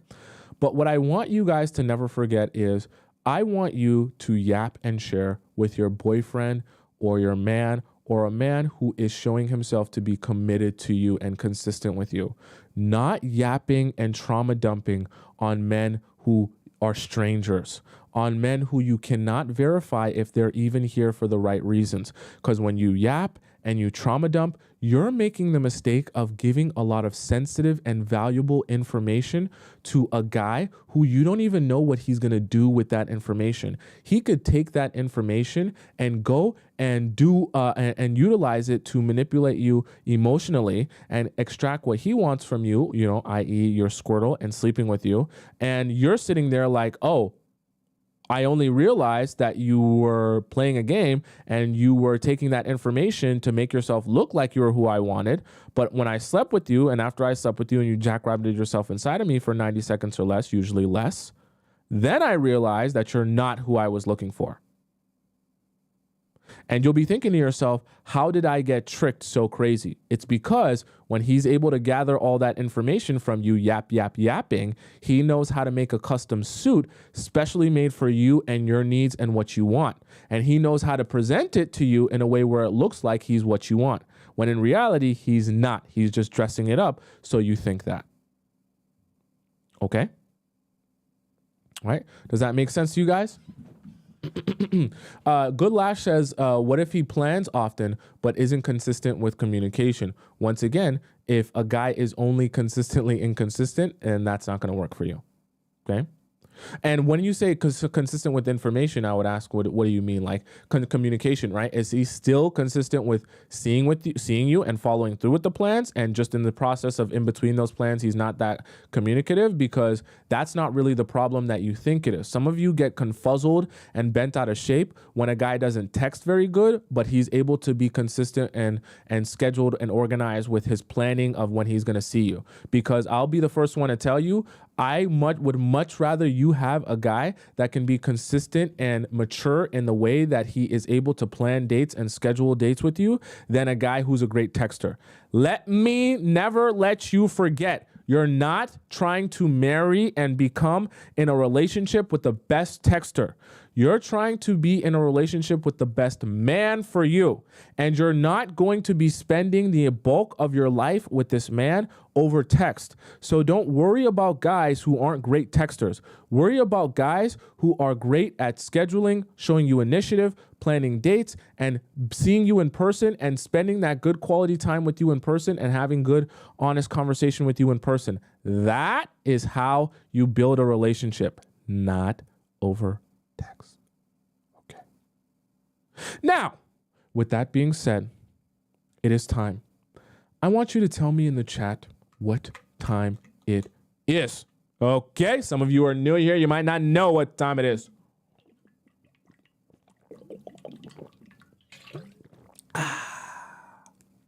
It's that time of that day. And it's a special weekend type of day, so we're going to have a lot of fun today, okay? I want you to tell me in the chat, what time is it? Can you tell me what time it is? Here we go now. In the chat, what time is it? Can you tell me what time it is? Here we go now. In the chat, what time is it? Can you tell me what time it is? Here we go. And in the chat now.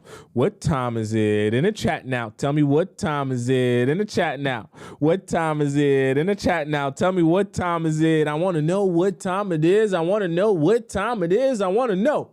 I want to know what time it is. I want to know what time it is. I want to know. I want to know what time it is. I want to know what time it is. I want to know.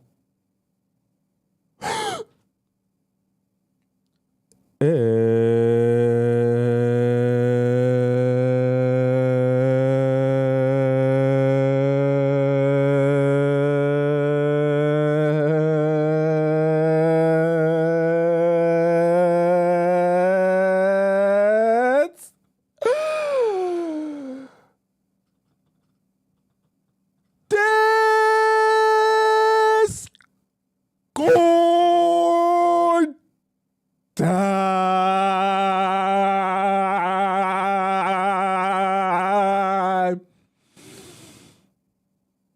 Yeah. Okay. Now, enough of the silliness. Time for us to get serious here. So Discord time, for those of you who are a bit confused here, is essentially where all the amazing members of the Discord get an opportunity to ask me a relationship or situationship question about the situation that they're in, and I answer it live on the show along with all the other members of the Players Club in the chat. Okay, so you have two options to send in your question into our relationship advice forum in our Discord. You can either send it into the free section here where I'll answer your question. You just post your title and the context of your question, but it is first come, first serve. And if you ask your question today, it's going to take me about a month to answer your question simply because we have hundreds. I see all these highlighted ones are ones that have gone unanswered, and I have to answer the ones that are unanswered first. So you see it's 30 days ago. It's going to take me about a month to get to yours if you ask it today. Now, if you're impatient and you want to skip the line because you don't want to wait for your question to be answered for a month, you can ask your question in what's called our relationship advice premium section. And all it is essentially like a VIP pass at a theme park where you get to be able to skip the line of people instead of waiting in the regular line. And I answer your question first before I go to the free section, okay? So the way that you access both forums and the Relationship Advice Premium is by going into the link in my bio if you're on TikTok, or the link in my description if you're on YouTube. You're gonna see where it says Premium Relationship Advice Donation. And all you gotta do to get into Premium Relationship Advice is to donate to the show. Once you donate to the show, you're gonna see the option to that before you donate, you're gonna have to send in your Discord title of your question and your Discord username. You put in your username and the title of your question. I get a notification on my phone and I'm able to check and verify that that is you that sent in that question. So all of these questions here, I verified that it's them that donated to the show. That way we keep it fair for everyone else. And if you don't want to donate to the show, it's perfectly fine. Just put your question in relationship advice free section. All right. So let's hop into it here. And I'm going to begin answering some of these premium questions. Okay. So Rosie Posey says, not sure what to think or do anymore. So Rosie Posey says, hello, Thompson. I had posted this in the regular relationship advice and you had started answering it, but I thought that you had, already answered it. I went back to previous lives and couldn't find where it got answered. I think it was some sort of misunderstanding. I decided to post and donate to your platform because I really would like to hear your advice on the situation. Okay, perfect. Thank you, Rosie. Okay, so let's see. Part one. I am 26 and I have been with a man who is 23. We matched on Bumble back in April and live in the same area. I immediately noticed he had lied about his height. He was shorter in person, but I decided not to be shallow and give him a chance. Everything was great. We had a great connection and began hanging out every day, talking on the phone and texting. We both had serious intentions of a relationship. In May, my B-day, everything started going downhill and I started seeing red flags. I felt like I was the one trying to see him more, wanting to spend more time with him, and started feeling like it was more one-sided and he wasn't matching my energy, okay? He had unshared his location with me on Snapchat. Oh God, Snapchat. and started distancing himself. I confronted him about it and gave him distance. Eventually, things went back to how they were, except for the fact that he would text girls in front of me. Huh? Okay. This made me feel like I was not good enough. He also made me feel not good enough in many other aspects, like regarding my age and regarding my ethnicity. It was clear he had a type and I wasn't his type. I am Bulgarian mixed with Armenian and Russian, but all the girls he would find attractive and had been with were blonde with light features. He would bring up the fact that I looked more more Middle Eastern, almost in a negative context, which left me conflicted because these were all things he knew from the beginning. I agree. That's strange to say. I eventually confronted him about the fact if he still wanted to pursue a serious relationship because I wasn't sure what his intentions were with him texting others. You know what his intentions are. You just are wanting to hopefully get him to confirm that maybe what you're knowing that it is not the case. But let's be for real. If a guy is texting other girls in front of you, you know what this is. Okay. You just don't want to admit that you know what this is, but you know what this is. You're not dumb. He had told me he didn't want a relationship with anyone right now. And I unfortunately didn't cut him off because at that point I really liked him and decided to stick around to maybe try to change his mind. Worst mistake you could have made. I really regret this decision now. Like I said, worst mistake you could have made. He even made a comment a few days later. Everyone in a relationship is in a relationship. It's pissing me off. The guy you're trying to build a relationship with is telling you that it's pissing him off that everyone he knows is in a relationship. Why waste your time? Your time is so valuable. Why waste it? I then brought up the fact that he told me he didn't want a relationship and he said no comment. Part 2, things did get better until I noticed he had unmatched me on Bumble. I made a new account and saw new photos on his profile that I had taken.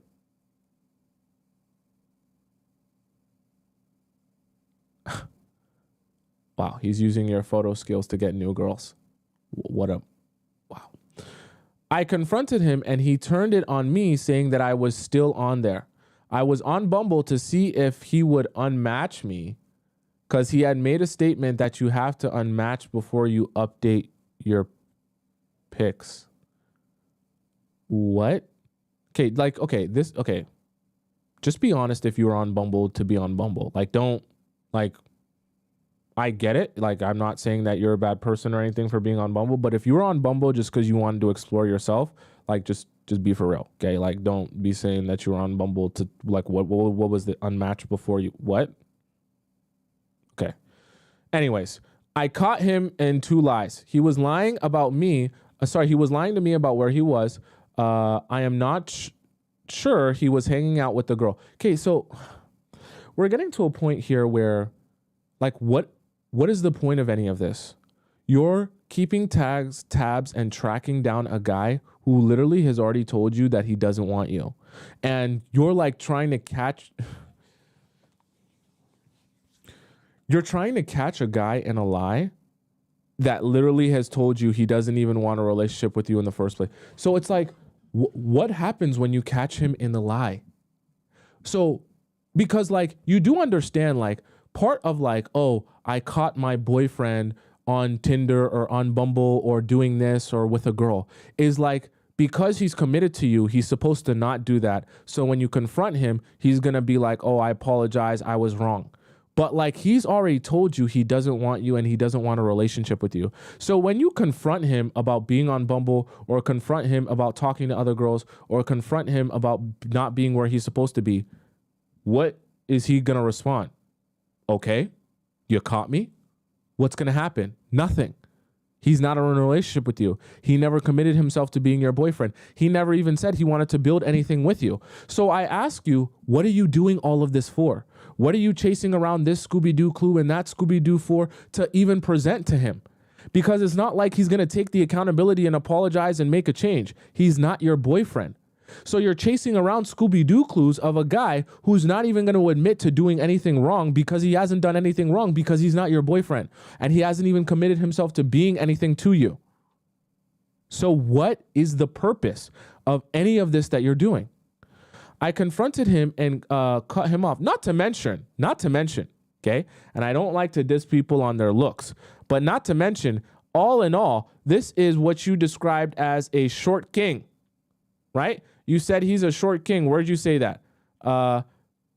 He lied about his height. He was shorter in person, but I decided not to. So he's shorter in person. Maybe he's not like totally a short king, but just he lied about that height. Anyways, I confronted him and almost cut him off. Wow. Almost. When he realized I was going to, he backtracked and made me feel special by complimenting me. He rarely did. He still doesn't want to be in a relationship with you. What does complimenting you do? I am the one that gave him compliment. I think you meant to say that I was always the one that gave him compliments. He would also say his love language was touch. Of course it was. But he would only be touchy when we would have pineapples. Ironic, right? Shocker. In the same week, we ended up getting in a fight. It was on the day that I found out my grandma had cancer. He was comforting, but went to the gym and did not text me all night. I could not sleep and decided to go get some drinks. Sounds like not a good time to be drinking. On my way there, I saw his car and decided to follow him. What the hell? Okay. First message of the day, and we're gonna need to take a commercial break. Let's do a stretch, chat. Everyone in the chat, we doing a stretch. We doing a commercial break because it's about to get crazy here. All right. Go left, go right. We're gonna bend down with it because what the hell are you doing? What the hell are you doing here? Okay, this is the first message of the day, and we already have stalker vibes. You have now just officially become Joe from You. What are you doing? Rosie Posey, you're scaring me. This man does not want to be in a relationship with you. He does not want to be your boyfriend. He doesn't even want, he wants nothing other than to sleep with you. And you get in your car to follow him. This is very not good. You're making me very nervous. Very nervous. This was something out of character for me, but at this point, I didn't trust him. This is not your boyfriend. You don't need to trust him. I'm starting to get really nervous now. He noticed me and I called him. Wow. Oh my God. And he called me names like stalker, that I was crazy. Rosie Posey, you are stalking him. You do know that, right? When you get into your car and you follow him where he's going without his knowledge and without his consent, you are stalking him. Please don't say it as if what he said was ridiculous. It's actually the truth. I'm saying this because I want to help you realize how far your delusion has taken you. And I know that, I'm sure you're sending this message in because you want some help and to try and get better. But this obsession and delusion has taken you way too far.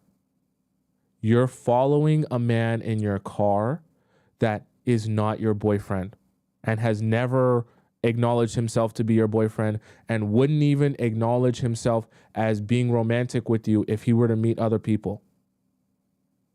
This is not good. He never told me where he was going. He doesn't oh my God, what's going on? Rosie, he never told you. He does not owe you anything. He's not supposed to have to tell you where he's going or even have to be honest. with where he's going. He's not obligated to do so. Am I missing something, chat? Or maybe did she say earlier on that we started dating? Because you're scaring me here, Rosie. Because this is not, you're living in a different world than I feel like is what's really happening here.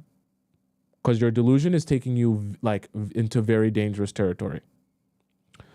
I told him earlier that if he was interested in someone else, he could tell me and I would back off and leave him alone. Child, what is happening? Rosie Posey, he's told you that with his actions. He has communicated that to you with his actions. In fact, he's made it very crystal clear. Crystal clear. You're not actually confused. You just don't want to believe it.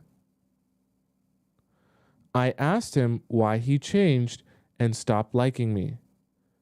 So you do know that he doesn't like you anymore. You do know that he doesn't want you or want anything to do with you. So then why are you acting as if you're confused by his actions? You know that he doesn't want you or commitment with you. He said, I started doing too much and caring too much, blaming me. Rosie, do you realize that you're having a conversation with him about doing too much, based on what your story sounds like, right? Maybe I'm confused on the timeline, but from what you're saying, it sounds like what you're saying is that you're having this conversation about doing too much with him after he found out that you followed him to wherever he was going, unbeknownst to him. He didn't even know. And now that he's realized this, you've confronted him and he's letting you know that part of the reason he stopped liking you is because you do too much. And you're confused about what he means by doing too much. And the reason you're even having this conversation is because you stalked him and followed him to where he was going. And you don't know why he says you do too much. Which made me feel like I ruined it. Afterwards, I gave him distance and space. He ended up reaching out. We ended up rekindling. He would notice that I would distance myself from him. He would notice that I would distance myself from him. He would reach out. We would have pineapples. He would give me hope so I wouldn't walk away. So once again, you're not dumb. You know the cycle that he's playing with you, right? Basically, coming around and saying just enough to sleep with you again, regain his power, keep his power over you, disappear again, do whatever he wants in the meantime, come back around just in time for him to do the same thing over again so you never are able to emotionally move forward or physically. We ended up going on a date and trip. Nice. Let's hope this works out amazing. I doubt it will, but let's see. Things were all right until we got back. So they only lasted a couple of hours. We had made plans. He ignored me. I am sure he was hanging out with another girl. Wait, so you never even went on? Oh, so after the trip, he started hanging out with another girl. I am sure he was hanging out with another girl. I am not sure if he is sleeping with others. Do you think he's hanging out with like random girls to twiddle his thumbs? Like, be so for real. Because he told me he only sleeps with one person at a time and he is shy. He wouldn't kiss me first. I won't even comment on that. I had commented on one of his Insta pics and he hid my comment.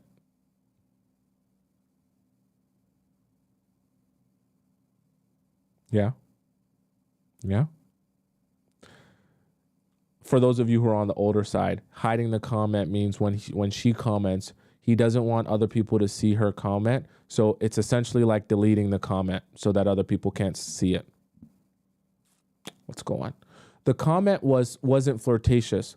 He said he didn't want people to get the wrong idea, even though there were other comments on the pic from girls, and proceeded to ask me how I found out. I left him on scene. He ended up unhiding my comment, which makes me think he felt guilty. That's where we are at now. At this point, I am conflicted on what exactly to do. I am still hopeful he will change and realize my worth. That's what you're hoping? That's what you got from this? He has said I am so good to him. I cook for him, put away his laundry, was teaching him Russian since he is half Russian and half black, and it was a goal of his to learn.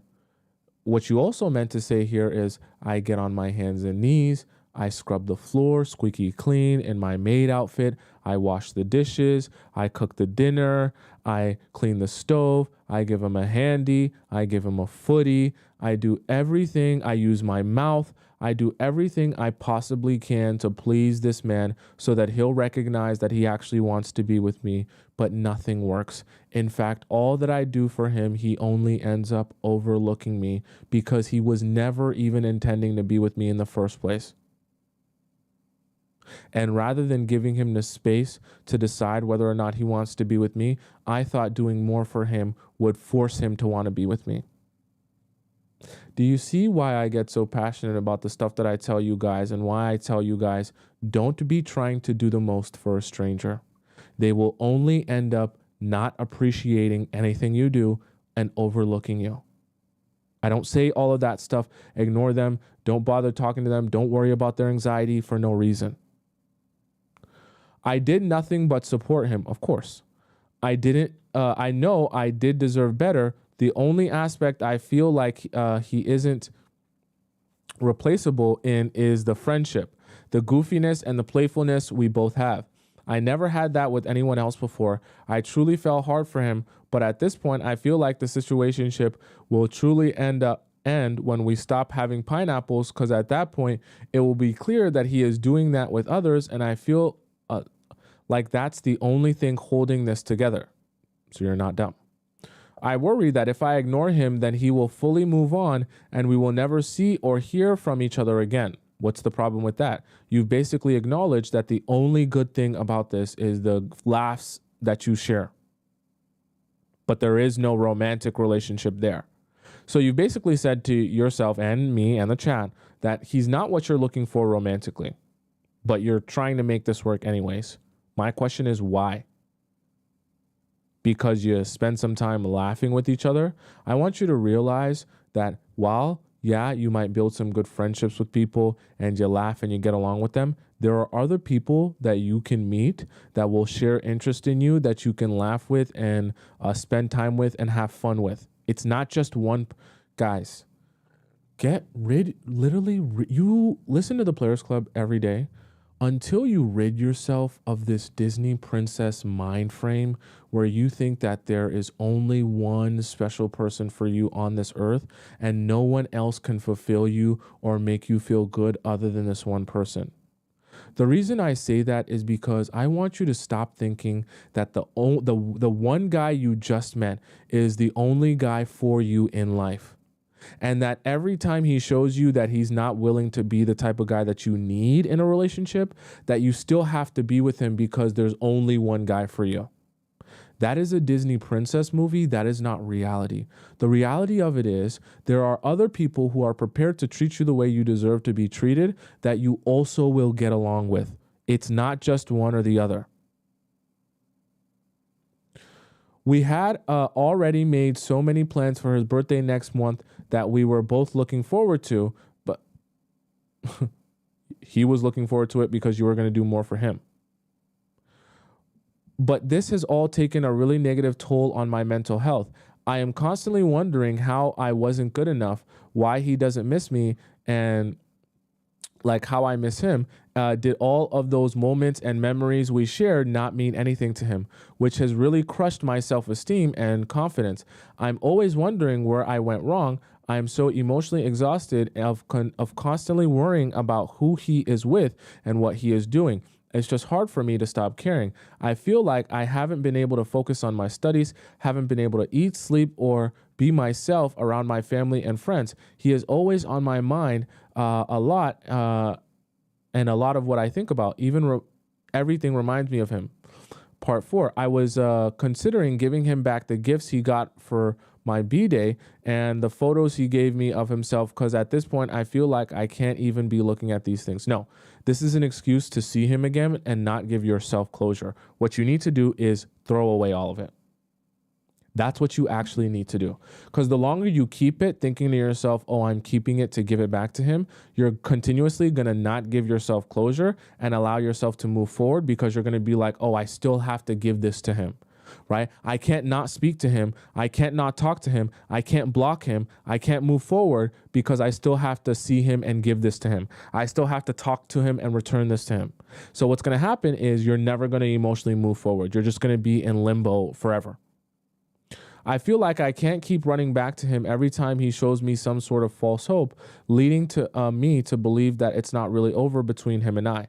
I just don't understand why he fully won't let go of me when he knows I don't have the courage or strength to walk away at this moment. Okay, I despise when you guys say this. I know that you're in a tough position, and I know that it hurts, not getting what you want in the relationship that you want. I hate it when you guys say stuff like this. The men who are taking advantage of you will never want to stop taking advantage of you because they love being able to take advantage of you.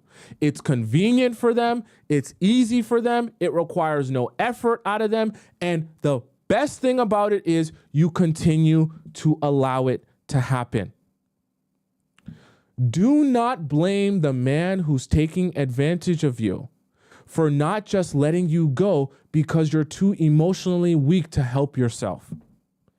It is your job, I'm going to get mad. It is your job to look out for yourself. Do not expect men who don't even want to be in a relationship with you or want to do anything except extract from you to be the ones looking out for your well-being. It makes no sense. Those men have clearly shown themselves to be only interested in how you can serve them. They will never, ever be interested in what is best for you. Obviously, what's best for you is to move forward. He clearly doesn't want that because that doesn't serve him. What serves him is keeping you on the hook like a desperate little mouse, feeding you crumbs that you keep coming back over and over again, never able to emotionally move forward, continuously attached to him, that he continuously never has to lift a finger for you while you spread yourself so thin you can't even see straight, doing the most for him. That serves him perfectly. He will never do you the favor of stopping that from happening by taking a step away from you. He will continue to apply pressure on you and keep you in the same hamster wheel forever. Forever. Until you pull up your pants, get a grip, and decide for yourself that you no longer deserve less than the bare minimum. He will suck the life out of your being until you are dried up and lifeless. He does not care about what is best for you. He cares about what is best for him. I need your help and advice on if I should have hope for the future with him. You know my answer. If the situationship is salvageable at all, it's not. It's not. It's extremely hard for me to go back to being strangers with someone who I was falling in love with and would see and talk to so often. He became like a best friend to me. Your best friend that disrespects you and texts other girls in front of you, that's your, and brings you nothing but pain and heartache. That's the best friend you're talking about. My heart is telling me one thing and my mind is telling me another thing. I hope that you hear the chat and me telling you something very clear. The entire situation has made me feel so hopeless regarding love. I have truly never ever felt so not good enough for a man and so heartbroken as I do now. I just hope that one day he truly realizes and regrets ever taking me for granted and realizes my worth. I'm sorry for this post being so long, but I just wanted to thank you in advance for everything you do. If I had found your videos and lives sooner, it would have saved me so much heartache, time, energy, and effort. Please keep doing what you're doing, and you're helping me and so many others more than you'll ever know. Okay, thank you for your message. And while I love helping, like I always tell all of you, I'm gonna be real with you. I'm not gonna be your buddy that we're gonna sugarcoat stuff and I'm gonna tell you what you want to hear. No. I'm going to tell you what will actually benefit you in the long run. It will be painful.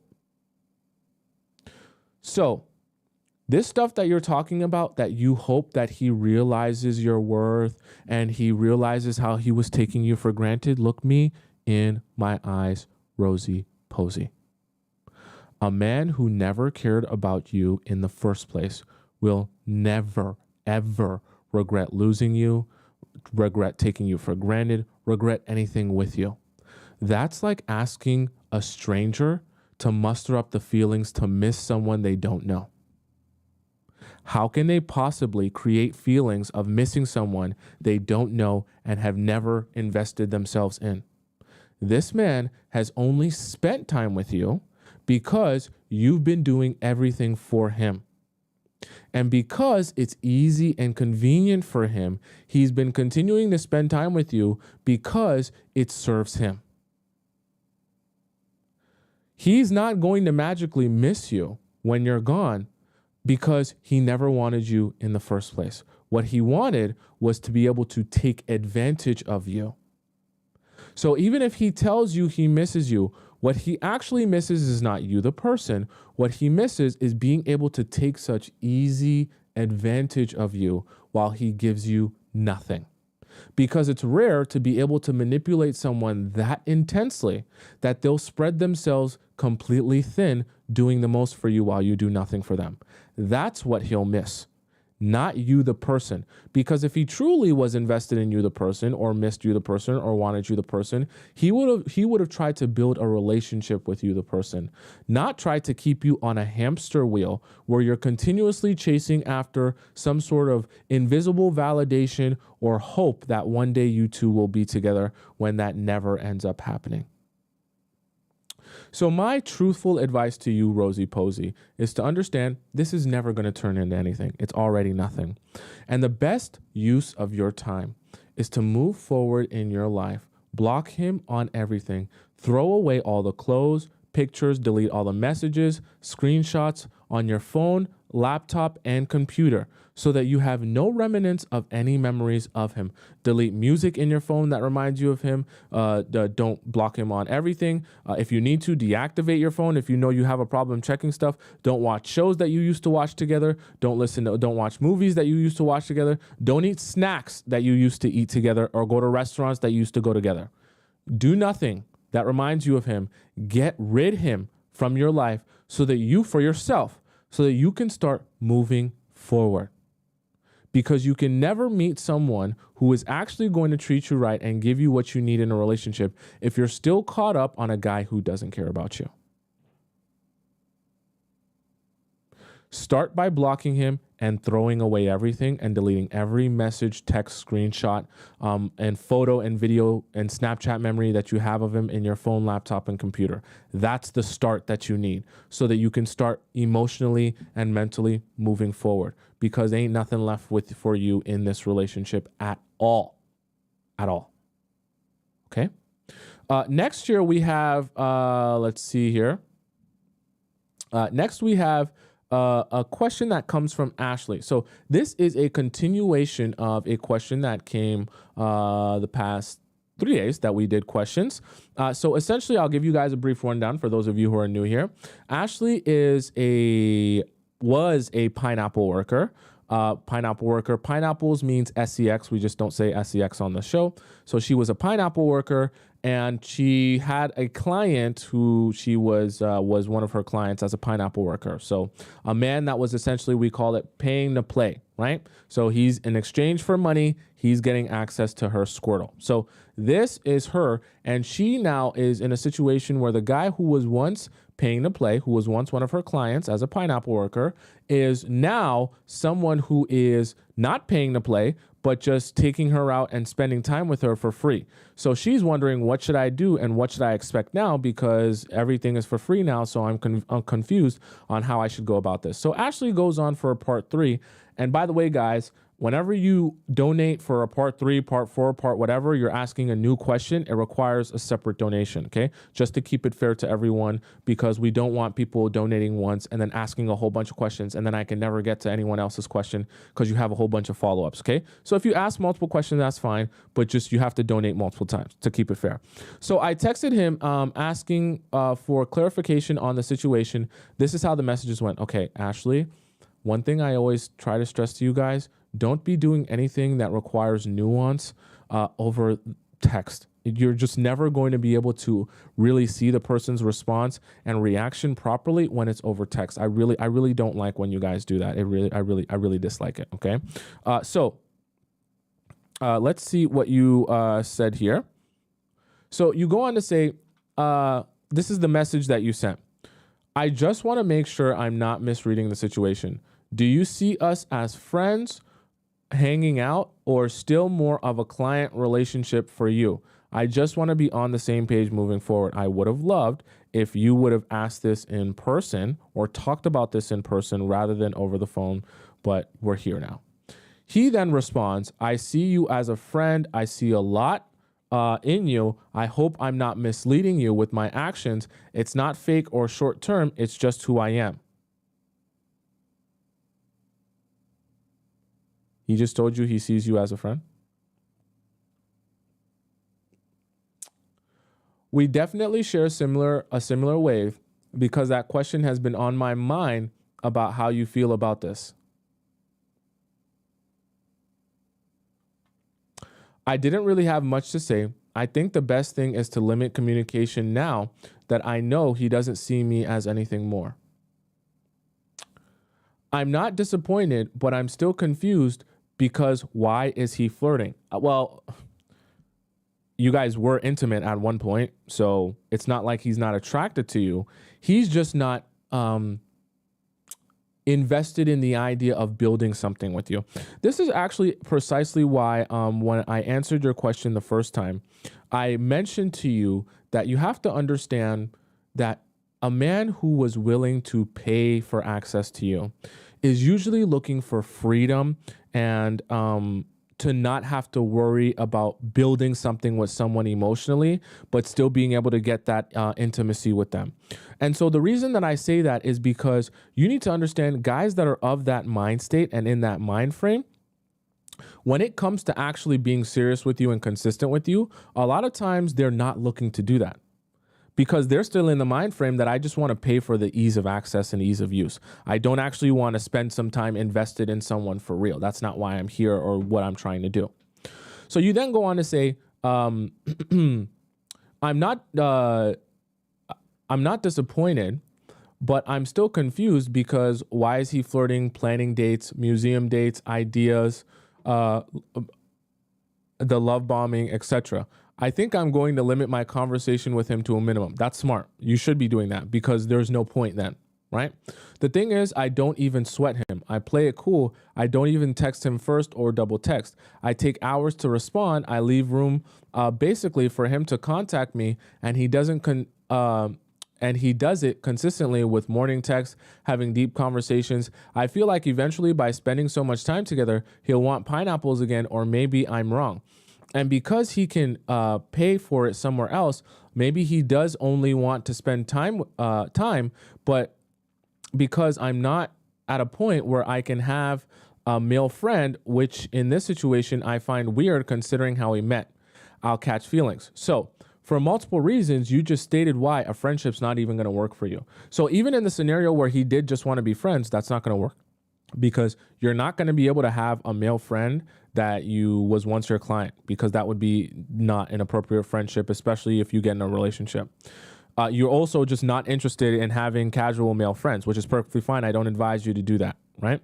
So basically, you're acknowledging that this is a waste of your time if you're just going to allow him to waste your time by spending time with you with no actual intention of going anywhere with you. And like you said, even if he's not sleeping with you, if he's someone that's willing to pay to sleep with people, then he'll just pay to sleep with other people and not you. So then where does that leave you? In no man's land. You can't work with that. If this is a relationship that's going nowhere, I don't think I want to invest any time with him. You're starting to have your head screwed on straight. See, I can see now as the days are passing, the light's starting to shine in your eyes and you're starting to realize I'm wasting a lot of time here, right? You're like, because at a certain point, it becomes pointless when people are trying to move in a situation with you with no end goal. You can't work that way. You can't work in that environment. Fall back completely or let him be a male friend. Find someone who I can go on friendly outings with. No, don't do the thing that most people make the mistake of and thinking I'll just keep him around as a casual friend and spend time with him if he asks to spend time with me. Be very selfish with your time and your energy. Because the reality of it is, imagine, let's just say hypothetically, you allow him to be your friend for the next 1 year. And 1 year you're single and you guys go out, he buys stuff for you and your son, and you spend time together and all that, whatever stuff, but you're friends. What happens if in that time frame you meet a new guy who you're interested in and you want to start dating? What are you going to do? You're probably going to stop talking to this guy. So then really, what's the point of even talking to this guy in the first place when you know the moment you get a girlfriend, you're going to stop talking to him? Also, vice versa, what's going to happen if he actually gets in a serious relationship? Is he still going to be spending money on you, taking you out, being friends with you? If the answer is no, why, again, waste your time where you're building for maybe 1 year of your life this friendship with this guy, thinking that, oh, I'll just let it be whatever it'll be. And then 1 year later, when he decides to be serious with someone else, you're left in the dust because it would be inappropriate for him to be friends with you doing the things that you guys were doing and have a relationship with someone else. So all in all, it always ends up being a waste of your time when you could be spending that time reinvesting in you and putting more energy into you. I know you think, oh, but I'm just letting him take me out. I'm just letting him court me. I'm just letting him whenever he wants to message me and text me. But I can assure you, as you spend time with someone consistently on an ongoing basis, you're investing emotionally in them, whether you like it or not. And it's going to become painful for you when down the line you come to the realization that all the months and maybe years that you spent with this guy being friends with him is now out the window and out the door and it's nothing now. Okay? Edit, he's been texting me this morning and throughout the day sending me places to go. He says next week he wants to go out. I just don't think I'm okay with acting like we're dating but not really dating. I haven't responded to his text. He's also sending me mixed signals by saying things like he likes hanging out with me. He hopes the feeling is mutual. My energy is attractive. Okay, so the other thing that I'll say here, Ashley, and this is where I need to address the specific circumstance that you're in. Because you're dating a guy who is accustomed to paying for, when you're paying for pineapples, when you're paying for sex, you're subsequently also paying for someone's time. You're paying for their time, their energy, their body, their mind, their soul, their spirit, all that stuff that comes with the intimacy, okay? Here's the thing though. When men with disposable income become accustomed to be able to pay for people's time and attention to be with them, they like the idea of being really casual, spending money on someone they enjoy spending casual time with, and then going about their life however they want to go about it outside of that. Like I said before, the hardest thing for any man to do with you is to consistently invest time, energy, and focus into you, because you can't just throw money at that, and that actually takes time to do. And so the reason I say that is because what it sounds like to me is he likes the idea of just spending time with you. He'll pay for stuff because he's got that disposable income and he's accustomed to just paying for someone's time. So it essentially becomes an indirect way of paying for your time. So rather than paying to sleep with you, he's just paying for you in another sense of paying for your time by taking you out, paying for the date, spending that money on you. Maybe he'll buy you gifts. He'll buy your son gifts, right? So he makes it worth your while. But he makes it clear that while he's making it worth your while, he's enjoying himself and he's compensating you for your time, but he's not actually interested in this going anywhere for real. He just likes the idea of having you as an emotional blow up doll, we'll call it, where you can be someone that is around when he wants someone to be around. He'll pay you for that service of being around when he wants someone to be around. He'll kind of utilize this as like a fake relationship because guys like to feel love and like to feel closeness and intimacy too. So it's not the physical intimacy. It's the emotional intimacy of just feeling like, oh, this is a girl I like, that I'm accustomed to, that I'm used to. We spend time together. We go out on dates, and he gets to like cosplay having a girlfriend, right? The emotional connection of having a girlfriend or a wife, but without actually having to commit to you. But do you see how when you're here to actually build something, you lose that way? Because what happens when down the line he says, oh, I was paying for your services, but I found a new cool girl who I can pay for her services instead, and I think I like her better. You get thrown out the window and you're like, wait, what happened? I thought we were doing a thing. He's like, no, didn't you know that the thing that we were doing was like, you're just an emotional blow up doll for me and you're like a fake girlfriend, fake wife for me, and so I can have fun and enjoy myself, and I paid for it. So unbeknownst to you, you're actually in the same situation twice. It's just this time, instead of him paying to sleep with you, he's paying for emotional intimacy on an ongoing basis. So you're right in thinking that the best way for you to do is just to cut this off completely, because when he is of that mindset, you can't build off of that. You're probably going to have to find a new guy who wasn't one of your clients, that is used and accustomed to not just paying for people's time in a transactional sense, but actually wants to put that investment in and build something. Okay. Next here we have Ivy. Ivy says in her question, she says, "To chill part 2. Okay. Ivy says, hey, Tommy, I have a follow-up question from this week. My friend, and Ivy did it right. Ivy's like an A+ student. So before she even asked her part 2, she donated to the show. She does everything right. Ivy said, hi, Tommy. I have a follow-up question from this week. My friend and I are talking about this, and this is how my friend sees it. Is your friend Cashley? The following are all her words, not mine. He's a dismissive avoidant who needs a lot of emotional investment from a person before they get comfortable opening up to a person. He is also feeling emasculated because I am significantly higher status and therefore needs extra validation from me. He is not going to chase out of fear of coming across as homosexual. Okay. It gets worse. His ultimate goal is to purchase the establishment he worked at before he suffered an injury. He is still recovering, but now his future is in question. How much would all of this factor into his level of detachment? I have a lot of blind spots when it comes to the way I interact in relationships, especially this one in particular. I have strict boundaries for myself and cut people off very easily, yet I come across as very easygoing. It would be interesting to understand how my style of communicating affects the outcomes of my relationships. My friend says to cuss him out, but I'm telling her he's not interested and ignore and forget him. But then he'll think his behavior is okay if I do nothing. I'm not mad that I didn't see him. I'm mad that he took almost 2 days to get back to me. It's not that deep. It's not that deep lesson. What do you think? I say do nothing. Ashley also chimed in response to see screenshot. So then he says, so you said, I'm free this weekend. You said this to him? I'm free this weekend. Get your butt over here. And then he says, haha, I love the passion. Okay. You said, haha. Okay, good. I'm excited to see you. He said, oh, me too. Then you said, if you're too busy, let me know. I tried to plan my weekend, but I love to see you. Then he says, hey, beautiful, make plans just in case. Wait.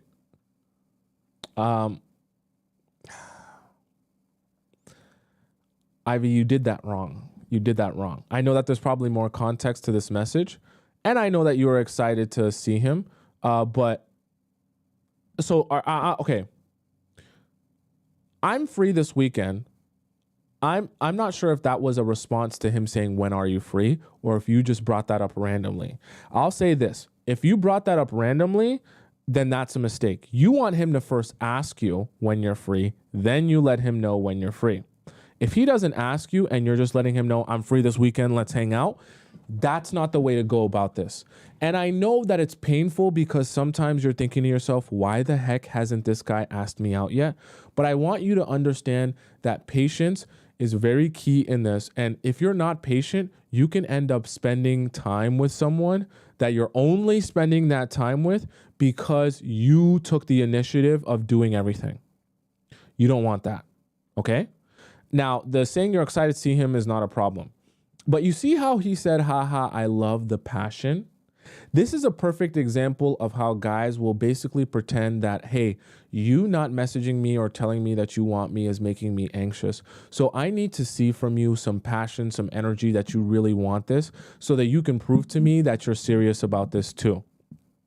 So I'm not saying that you necessarily did this, Ivy, but then what happens is you think, okay, I need to show my excitement to you that I really want you and really want this.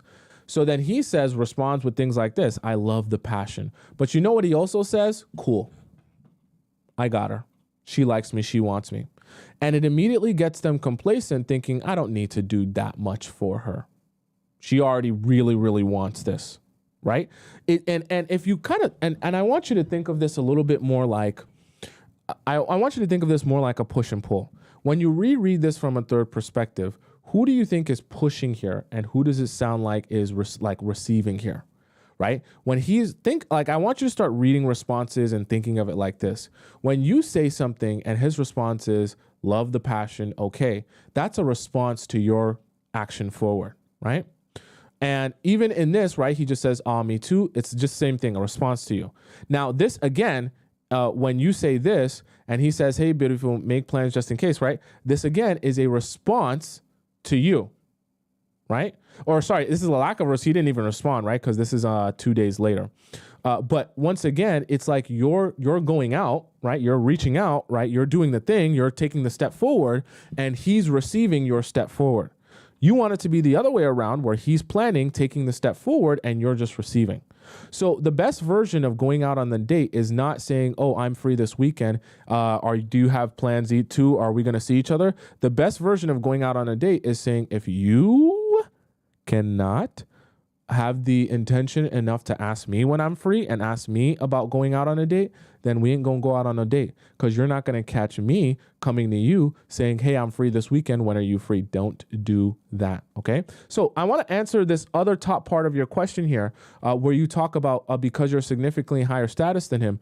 Do not ever, and I need all of you to be aware of this, do not ever dim your light for any man, anybody in general. But don't ever dim your light for anybody. The moment you feel like you're in a relationship or a situationship where you feel it's necessary to dim your light so that someone doesn't feel bad about themselves, you're in the wrong relationship. Okay? You're in the wrong relationship. You need to be focused on finding someone that's already on your level or even a level above you that you can feel inspired by, not someone who has so little going on for themselves that they feel, because when a guy is in a relationship with you and you feel the need to dim your light for him, anything you do or accomplish will feel like a slap in the face to him. He'll feel like you're offending him by accomplishing anything or doing anything for yourself. And you'll start to feel like you're doing something wrong whenever you do anything for yourself that's positive. It's a horrible situation for you to be in because you'll actually feel like in order to continue on in the relationship that you have to be like the worst version of yourself. And he'll only be happy with you when you're the worst version of yourself that he can feel powerful. You cannot sustain a relationship like that. So off the top, off rip, if you're feeling like you need to dim your light to be with him, that's not the guy for you. The guy for you is the guy that you feel like you actually want to do more because he inspires you and makes you a better person, not makes you a worse person. I understand he's got a situation with his injury and he's got some things going on in his life that make it tough for him to be where he wants to be, but that has nothing to do with you. And it's not your fault that you're doing well for yourself and you're in a good place in your life. And you shouldn't make it your responsibility or to dim your light or bring yourself down a notch so that he can feel better about himself and the position that he's in his life. It's not. So aside from even this, in general, you don't need to be with a man that is dimming your light or you feel like you need to dim your light for him. That's not a man. Okay, because I can assure you any relationship that you build with a man like that is always going to be frustrating to you and him because he's never going to feel like a man and you're never going to feel like a woman because you're always going to or the best version of yourself as a woman because you're always going to feel like you need to be less than so that you can not be above him. And he's always going to feel slighted by everything you do. And he's going to make you feel like it's required for you to do all the work to prove to him something that you shouldn't have to prove to him. And so I'll say your friend was right because the offensiveness he'll feel by you doing well for yourself, he'll feel that he needs extra, like you said here, extra validation because you're doing better than him. So you then need to show him how much you want him, that can still feel like a man by asking him out, by texting him all the time, calling him, being on top of him, planning and scheduling all the days. Basically, what he wants from you, because he feels less like a man, is for you to be the man, you to take initiative, you to validate him, you to give him attention so that he can feel like he's actually worth something. Do not do that. Take a chill pill, sit back, relax. If he cannot come up with plans to see you and spend some time with you, not the guy that you're looking for at all. Point blank, period. And your success should not affect that. Don't be scared of having success or being honest about your success. Now, obviously, there's a difference between bragging and being arrogant, but being honest about your success and who you are is not a problem. If people have problems with that, then they have problems with themselves. You ain't looking for that. Okay? All right, guys, that's the show for today. I know we didn't get a chance to get into the free section, but don't worry, we got lots of shows to answer the free section, and I'll get to that as well. All right, if you guys want to ask your question, you can always go into the free relationship advice section, although it'll be a while till I get to your question. Or if you want to skip the line, you get into premium. All you got to do is go into the link in my bio on TikTok or the link in my description. You ask your question in premium relationship advice, and you donate to the show when you ask your question. Put your username and the title of your question, and I'll answer it. You'll get to skip the line. Okay. So, if you want to follow me on TikTok on Instagram, my Instagram is right above my head on the top left side of the screen there. It's just Tomisin_Atub. You can see what I'm doing every single day. I'm basically live every single day, but you can see what I'm doing every single day by following me on Instagram. So go ahead and do that. And it's over on the bottom right of the screen on YouTube as well. For those of you who are on TikTok and you missed parts of the show, you want to rewatch parts of the show, rewind it, get every single point that we discussed today. The entire live stream, including the Discord questions, will be available on my YouTube. It's just my name, Tomisin Atobatele. Type it in on YouTube, or copy and paste this, screenshot it, whatever you got to do. Find my page, and then once you get into my page, go into the live section, and then you'll be able to see the entire live stream with the YouTube and the TikTok live chat embedded in the video so that you never miss a moment of conversation that we have here in the Players Club. All righty. Okay, I will be here again. Obviously, it's the weekend, so I'm not going to be here again until Monday. But until we meet again on Monday at 4 p.m. Eastern time, because I'm regularly here on every weekday, Monday to Friday at 4 p.m. Eastern. Until then, until we meet again on Monday, goodbye for now. Hasta la vista, adios, sayonara, arrivederci, au revoir, bon voyage. Have a great rest of your weekend, and I will see you again on Monday. I love you. Love you so much. Bye for now. Have a great weekend and Labor Day for those of you who are